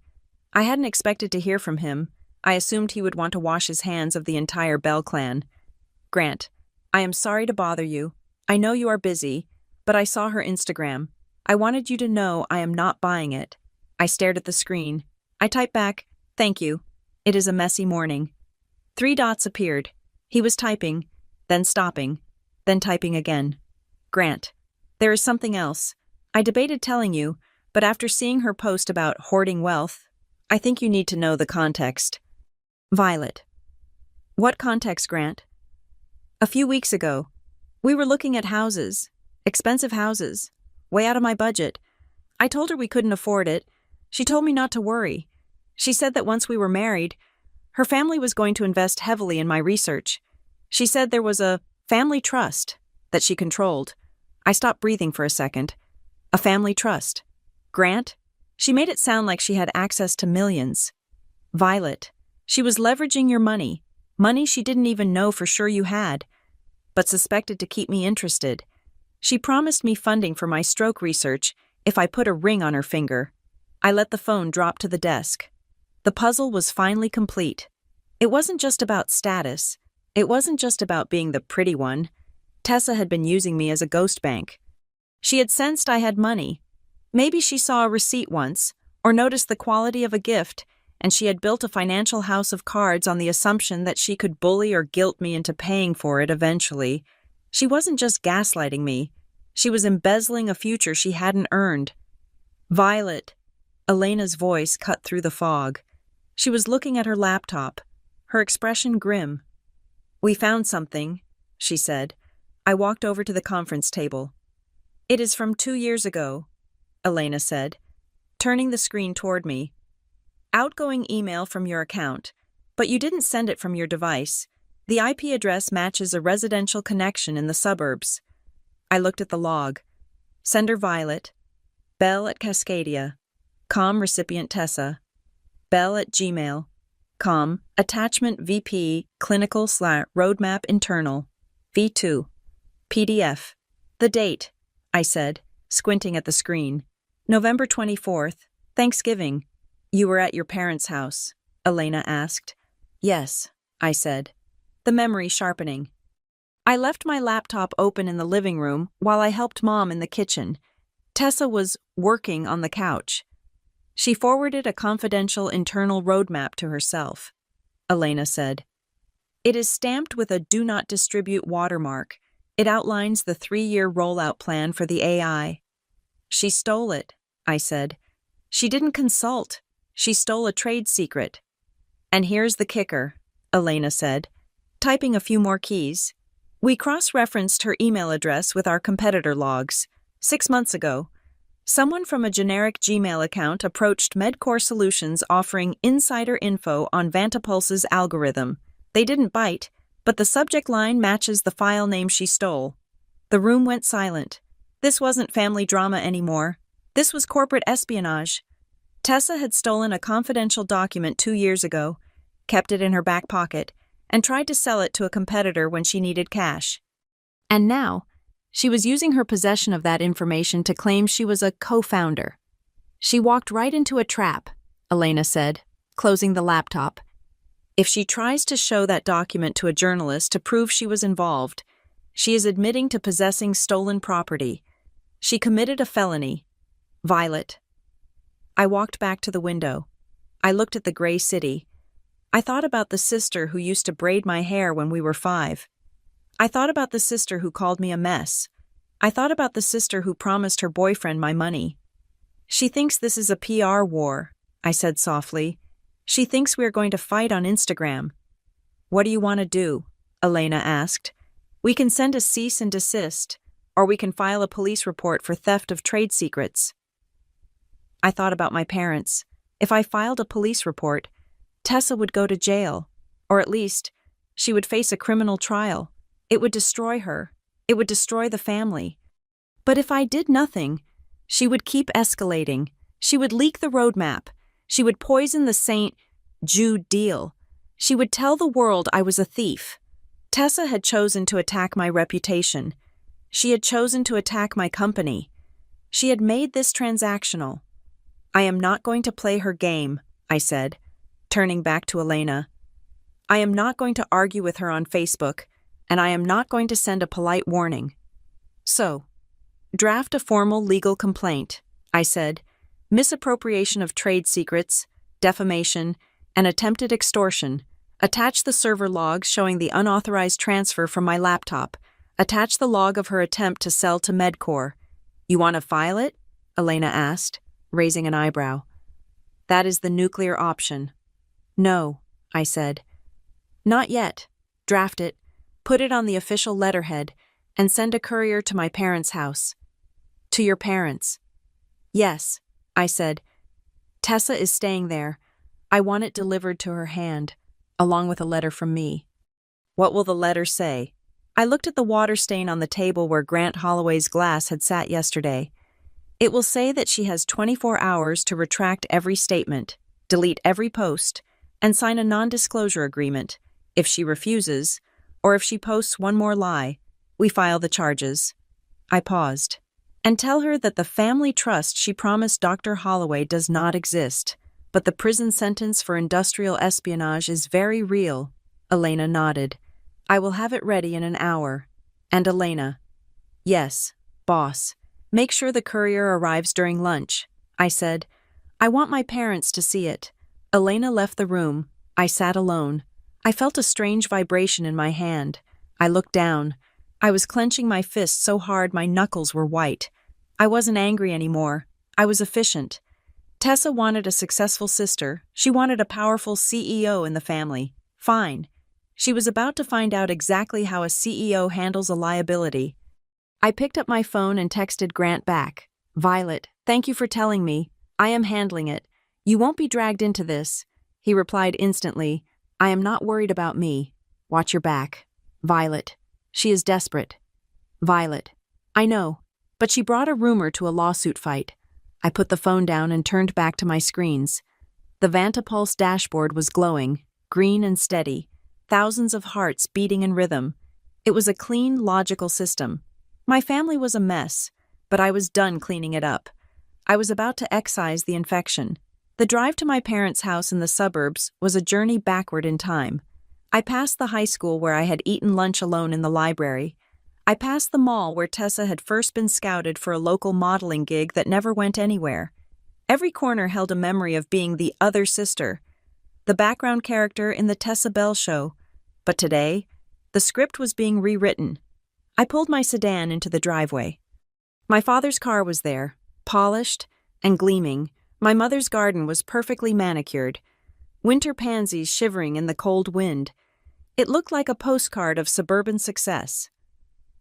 I grabbed the heavy leather portfolio from the passenger seat. It contained no Christmas gifts, no peace offerings. It contained facts. When I walked in, the atmosphere was funereal. My parents were sitting at the dining room table, looking aged and bewildered. Tessa was not in the room, but her presence hung heavy in the air. The scent of her expensive perfume was everywhere. "Violet," my mother said, standing up halfway and then sinking back down. She looked tired. "Thank you for coming. We need to fix this." "I agree," I said, placing the portfolio on the table. "We do." "Good," my father said, leaning forward. He looked relieved, mistaking my resolve for capitulation. "Tessa is upstairs. She is a wreck. Violet, she hasn't eaten. This misunderstanding with Dr. Holloway, it has gone too far." "It is not a misunderstanding, Dad," I said, taking a seat opposite them. "And I am not here to patch things up with Grant for her." "But you have to," my mother pleaded, her hands fluttering nervously. "You are the only one he will listen to right now. If you just call him, if you just tell him that Tessa tends to exaggerate, that she meant well, he might take her back. Think of your sister's future. Think of the family." "I am thinking of the family," I said. "That is why I am here, to set a boundary. I will not be removed from this family again, and I will not allow my name to be used as a stepping stone for Tessa's ambitions."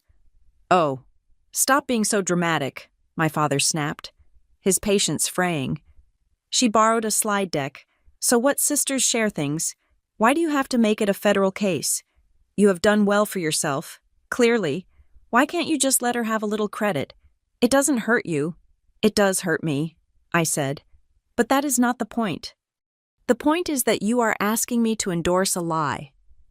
I opened the portfolio. "I want you to look at this," I said. I laid out the documents one by one, forming a grid on the polished wood table. "This," I pointed to the first sheet, "is a log of text messages Tessa sent to her friends 3 months ago.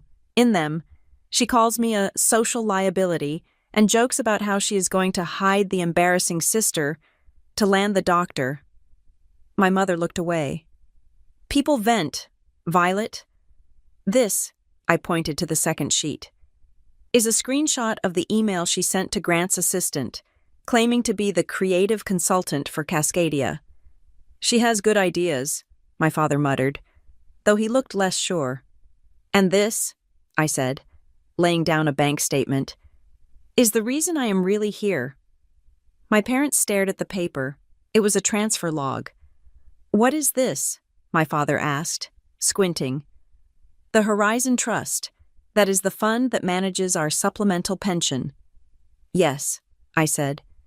3 years ago, when Dad retired early because of his back, you were worried about the mortgage. You were worried about maintaining this house.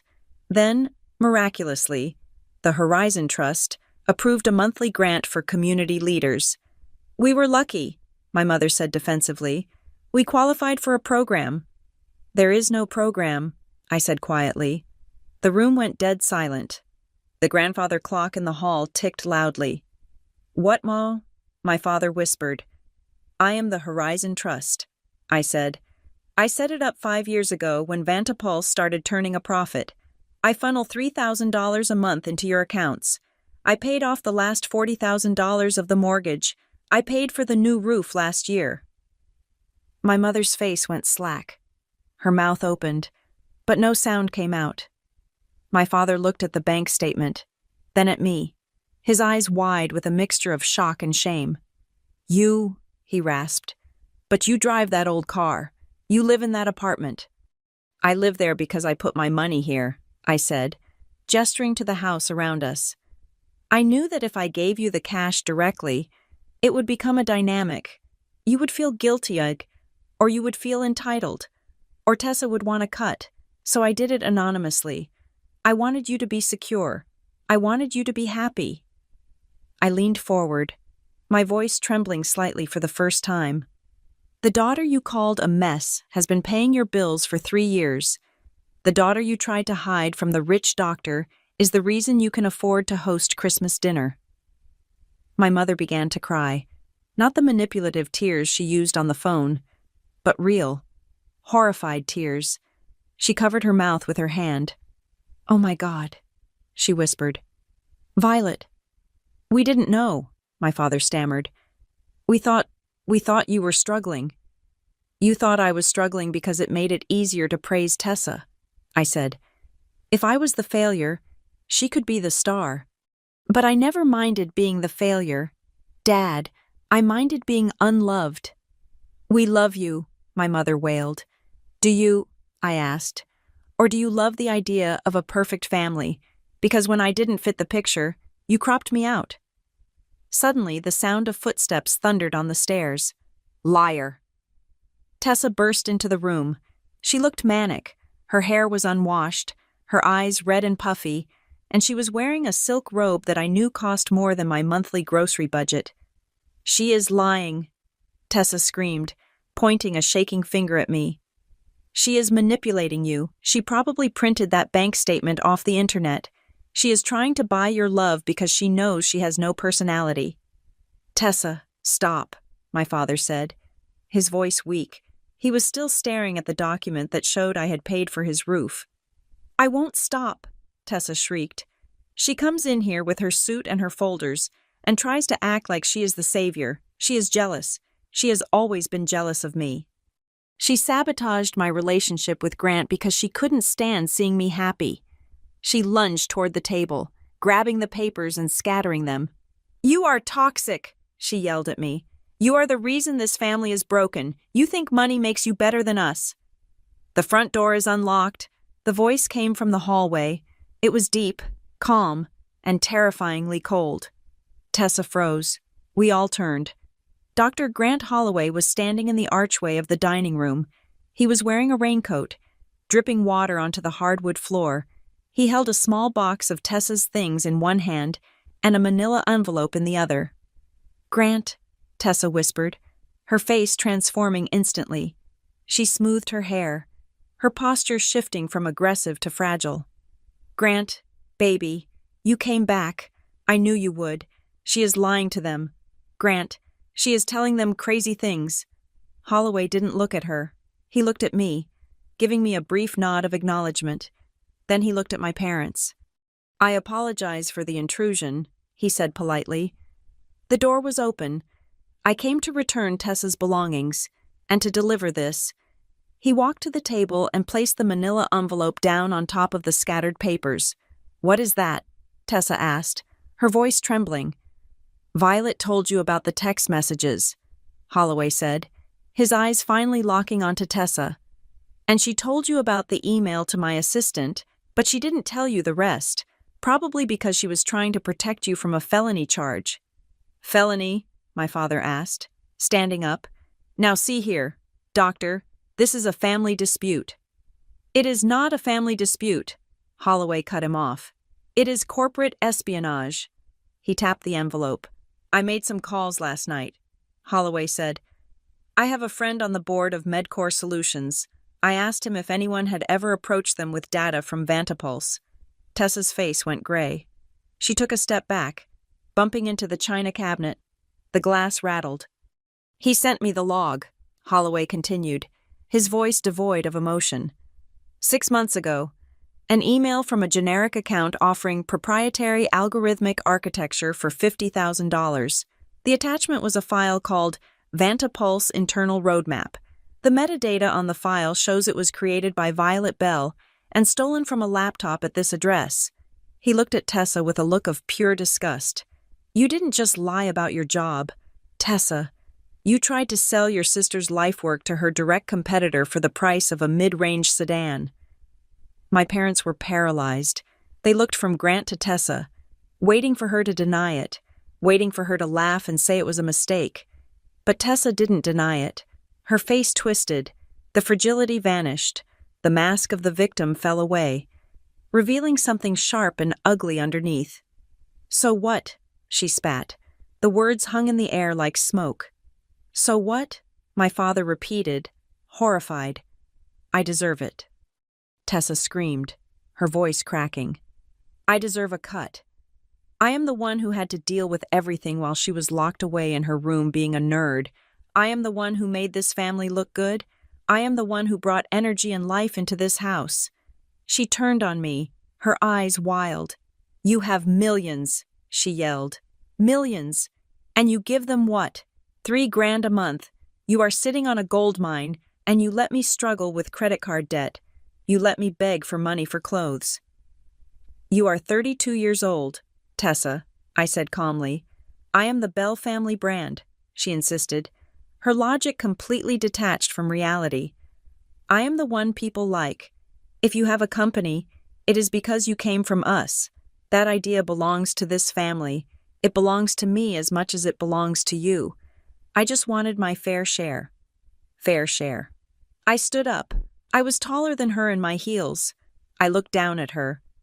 "You tried to sell the roadmap to a competitor," I said. "Do you know what happens if Medcor had bought that? They would have filed a patent block. They would have tied Vantapulse up in court for years. We would have lost the funding. The company would have collapsed." I stepped closer to her. "You didn't want a share of the harvest, Tessa. You tried to chop down the tree and sell the wood for firewood."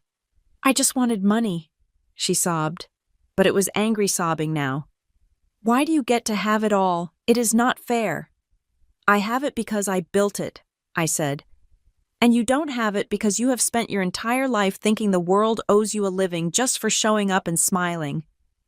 I turned to my parents. They were sitting in silence, looking at Tessa as if they had never really seen her before. For 30 years, they had seen the charming, pretty girl. Now, they saw the greed. They saw the entitlement that they had watered and fed every time they told her she was special and I was difficult. "She tried to destroy your company," my father asked, his voice shaking. "She tried to steal from you." "Yes, Dad," I said. "And she did it while living under the roof I paid for." My father put his head in his hands. My mother was weeping silently, looking at the table. Tessa looked around the room. She realized she had lost the audience. She realized the narrative had flipped so violently she could not spin it back. "You are all against me," she hissed. "Grant, please. You know I love you. I did it for us. I needed the money so we could be equals." "We were never equals, Tessa," Grant said coldly. "Not because of money, but because of this." He gestured to the room, to the lies, to the wreckage. He turned to me. "I am leaving. Violet, if you need a witness for the legal proceedings, you have my number." "Thank you, Grant," I said. He walked out the front door, closing it firmly behind him. The sound was final. Tessa stood in the center of the room, vibrating with rage. She looked at me with pure hatred. "You win," she whispered. "Are you happy you took my boyfriend? You turned Mom and Dad against me. You are a witch." "I didn't take anything, Tessa," I said, picking up my portfolio. "I just turned on the lights." I looked at my parents. "I am going to leave the trust active," I said, "because I do not punish people with poverty. That is not who I am. But from this moment on, I am not the messy sister. I am Violet Bell. And if Tessa ever tries to contact my partners, or my press team, or claims ownership of my work again, I will not send a lawyer. I will send the police." My father looked up. He looked old. "Violet, stay. Please, let's talk." "We have talked enough," I said. "You have a lot to think about. Mostly about which daughter you actually know." I walked past Tessa. She didn't move. She stood there, staring at the wall. trapped in the ruins of her own entitlement. I walked out into the cold winter air. The rain had stopped. The clouds were breaking. I got into my car and didn't look back at the house. I didn't need to. I knew exactly what was happening inside. The silence of a truth that had arrived 30 years too late. The morning of December 29th was not defined by the weather or the holiday lull, but by the sterile, terrifying precision of a legal proceeding. I sat at the head of the long mahogany table in Boardroom A. This was not the room where we held creative brainstorms. This was the room where we handled acquisitions, mergers, and today, the neutralization of a threat. To my right sat Elena, my general counsel, her face set in a line of grim determination. To my left sat the director of human resources, present strictly for protocol. Across from us sat Dr. Grant Holloway. He was not here as a boyfriend or an ex. He was here as a witness and a partner in the St. Jude Providence contract. But the most important chairs were the 3 empty ones at the far end of the table. "They are in the lobby," Jonah messaged me on my tablet. "Security is escorting them up." I looked at Elena. "Do we have the full forensic report?" "We do," Elena said, tapping a thick stack of files. "And Violet, it is worse than we thought. The forensic team found the deleted emails from the server logs." "Show me," I said. Elena slid a single sheet of paper across the table. I read it, and for a moment, the sheer audacity took my breath away. It wasn't just that Tessa had tried to sell the Vantapulse roadmap to a competitor for cash. That would have been simple greed. This was delusional. 6 months ago, Tessa had applied for a job as a chief strategy officer at a rival biotech firm. In her cover letter, she had claimed she was the silent architect behind Cascadia Clinical Innovations. She had attached my stolen roadmap not as a product to sell, but as a portfolio piece, claiming she had written it. She didn't just want my money, she wanted my brain. She wanted to skin me and wear my achievements like a coat so she could feel important. "She actually thought she could do the job?" Holloway asked, reading the document over my shoulder. His voice was quiet, laced with a mixture of pity and disbelief. "She doesn't know the first thing about algorithmic bias or clinical compliance." "She thought she could fake it," I said, staring at the paper. "She thought being a CEO was just wearing nice clothes and telling people what to do. She never saw the work. She only saw the result." The double doors opened. My parents walked in first. They looked smaller than I remembered. My father, usually so boisterous and sure of his place as the patriarch, looked like he had shrunk inside his expensive coat. My mother was clutching her purse with white knuckles, her eyes darting around the room, taking in the panoramic view of the city, the awards on the shelves, the sheer, undeniable weight of my reality. And then came Tessa. She was not wearing the red velvet dress. She was wearing a gray sweater and jeans. She wore no makeup. Her eyes were swollen. For the first time in her life, she looked like a woman who had run out of lies. "Sit down," I said. It wasn't a request. They sat. My father couldn't meet my eyes. He looked at the table, at the glass of water, anywhere but at the daughter he had underestimated for a decade. "We are here to resolve the legal standing of the breach of confidentiality committed by Tessa Bell," Elena began, her voice professional and sharp. "This is a formal meeting. Minutes are being recorded." "Violet," my mother started, her voice trembling. "Is this necessary? Can't we just talk as a family?" "We are talking as a family," I said. "This is how this family talks now, with facts." I pushed the document toward Tessa. "We know about the job application to MedCore," I said. "We know you claimed you wrote the roadmap. We know you sent them my proprietary data as a writing sample." Tessa flinched. She reached for the paper, her hand shaking. She read it, and a flush of deep, humiliating scarlet rose up her neck. "I just wanted a chance," she whispered. "I thought if I could just get in the door, I could learn. I am smart. Violet, I am good with people. I could have done it." "You attempted to defraud a billion-dollar industry," Holloway said. He didn't sound angry anymore. He just sounded tired. "Tessa, you cannot fake surgery. And you cannot fake this. You promised them a roadmap you didn't understand. If they had hired you, you would have destroyed their company within a month. I just wanted to be like you, Tessa cried out, tears spilling over. I wanted Mom and Dad to look at me the way they should look at someone who made it. I was tired of just being the pretty one. I wanted to be the powerful one. So you decided to steal my power instead of building your own, I said. I looked at my parents. This is the reality, I told them. Your daughter didn't just tell a few white lies to get a boyfriend. She committed corporate espionage. She committed fraud. In the eyes of the law, she is a criminal liability. My father closed his eyes. Are you going to send her to jail, Violet? The room went silent. I could hear the hum of the server banks in the distance.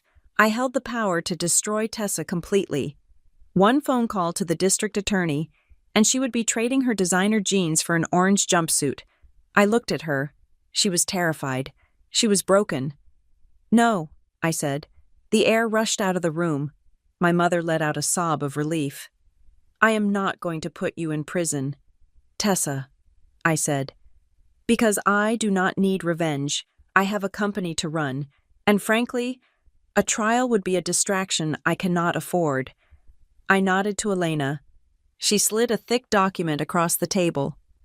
This is a binding settlement agreement, I explained. It states that you will return every digital file you stole. You will delete every copy.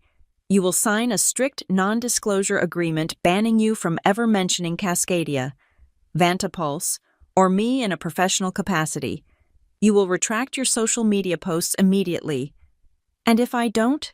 Tessa asked, her voice barely audible. Then the deal is void, I said. And the police report I have already drafted gets filed. This is your one chance. You walk away with a clean record, but you walk away with nothing else. No claims to my company, no claims to my money, no claims to my success. Tessa picked up the pen. She didn't argue. She didn't try to negotiate. She signed her name with a shaky hand. I am sorry, she whispered, pushing the paper back. Violet, I am so sorry. I know, I said, but apologies do not fix data breaches. Signatures do. I turned to my parents. And now, for you, I said. My father looked up. Violet, we are so ashamed. We had no idea. I have a question, I interrupted. And I need an honest answer. It is the only thing I ask of you. I leaned forward. If I had stayed the hospital administrator, I asked, if I was still the broke, struggling daughter you thought I was, would you have defended me against Tessa? Or did you only start caring about my feelings when you found out I was the one paying for your roof? My father opened his mouth, then closed it. My mother looked down at her hands. The silence stretched. It was painful. It was the sound of a worldview collapsing. My father started, his voice cracking. We let ourselves be dazzled by her. We thought she was the winner, so we backed her. We thought you were the one who needed to be managed. It was lazy. It was bad parenting. We loved the version of her that made us look good. And now? I asked. Now we realize, my mother said softly, that the version of you that made us look good was the one we ignored. We loved the success. Violet, we are trying to love the daughter, but we don't know her anymore. It was a brutally honest answer. It hurt, but it was real. At least that is the truth, I said. I can work with the truth. I stood up. The agreement is signed, I said. Jonah will escort you out. Tessa, the tech team is waiting in the lobby to wipe your phone and laptop. Violet, Tessa said, standing up. She looked at me, really looked at me, for the first time in years. How do I fix this, my life? It is actually a mess now. I have no boyfriend. I have no job. I have nothing. You fix it by starting over, I said. You get a real job, entry level. You work hard. You stop trying to be a star and start trying to be a person. I walked around the table and stood in front of her. You can fix broken by being honest, I said, my voice quiet but firm. Not by making me a mess so you can feel clean. Build your own life. Tessa, Stop trying to steal mine. She nodded, tears streaming down her face. Okay. Jonah opened the door. My family walked out. They walked slowly, stripped of their pretenses, carrying the heavy weight of a second chance they barely deserved. When the door closed, only Grant Holloway remained. He stood up and walked over to the window, looking out at the city. You were kind, he said. Kinder than I would have been. She is my sister, I said. I don't want to destroy her. I just want to stop her.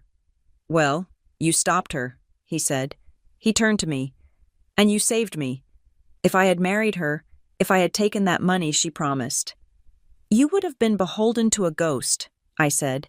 He reached into his jacket pocket and pulled out a pen, an expensive silver fountain pen. I believe we have a contract to sign, he said. The St. Jude Providence Board approved the pilot program this morning. $15 million. Immediate deployment. I smiled. It was the first genuine smile I had felt in days. Let's sign it, I said. We sat at the table, the ghost of my family drama fading into the background. We signed the papers. It was just ink on paper, but it represented thousands of patients who would be monitored, protected, and saved. Done, he said, capping the pen. Congratulations, Ms. Bell. Thank you. Dr. Holloway. He hesitated. About us. I mean, not us, but the situation. I am sorry I was part of the problem. You were the catalyst, I said. You didn't cause the crack in the foundation. Grant, you just stepped on the floorboard that was already rotten. You did me a favor. He nodded. I'm going to focus on the work. I think I'm done with dating for a while. I need to recalibrate my radar for truth. That sounds like a wise plan, I said. He offered his hand. I shook it. It was a warm, solid grip. See you at the implementation meeting on Monday, he said. Monday. I agreed. He left. I was alone in the office. The silence returned. But this time, it wasn't heavy. It was spacious. It was the silence of a room that had been cleared of clutter. I walked to my desk and sat down. I looked at the nameplate, Violet Bell, CEO. It meant something different now. Before, it was a secret shield. Now, it was just a fact. The sun began to set, casting long, orange shadows across the floor. The city lights flickered on, a grid of amber and white. My phone buzzed. I picked it up. It was a text from my father. Dad. We are driving home. It is quiet in the car. Your mother and I want to learn. We want to know who you actually are, not who we wanted you to be. Can we take you to dinner next week? Somewhere simple, no expectations, just listening. I looked at the message. I could have said no. I could have cut them off and lived my life in my ivory tower, perfectly justified in my isolation. But Vantapulse was built on the idea that early detection can save a life. Maybe, just maybe, we had caught the rot in my family just in time to save the patient. I typed my reply. Violet, I will talk. We can do dinner. But from now on, no one is allowed to call my life a mess anymore. I hit send. I set the phone down and turned back to my computer. The screens were glowing. The data was streaming. The world was messy, chaotic, and full of errors. But in this room, on this day, everything was exactly where it was supposed to be.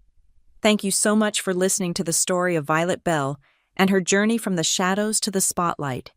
It is a reminder that the best revenge is not destruction, but undeniable success and the courage to live your truth. I would love to hear from you. Where are you listening to this story from right now? Are you at work, at home, or maybe on a drive? Drop a comment below and share your thoughts on how Violet handled her family. Did she do the right thing by sparing Tessa, or should she have gone harder if you enjoyed this story? Please make sure to subscribe to the Maya Revenge Stories channel. Hit that like button and smash the hype button to help this story reach more people who need a reminder that their worth is not defined by anyone else's opinion. Stay strong, and see you in the next story.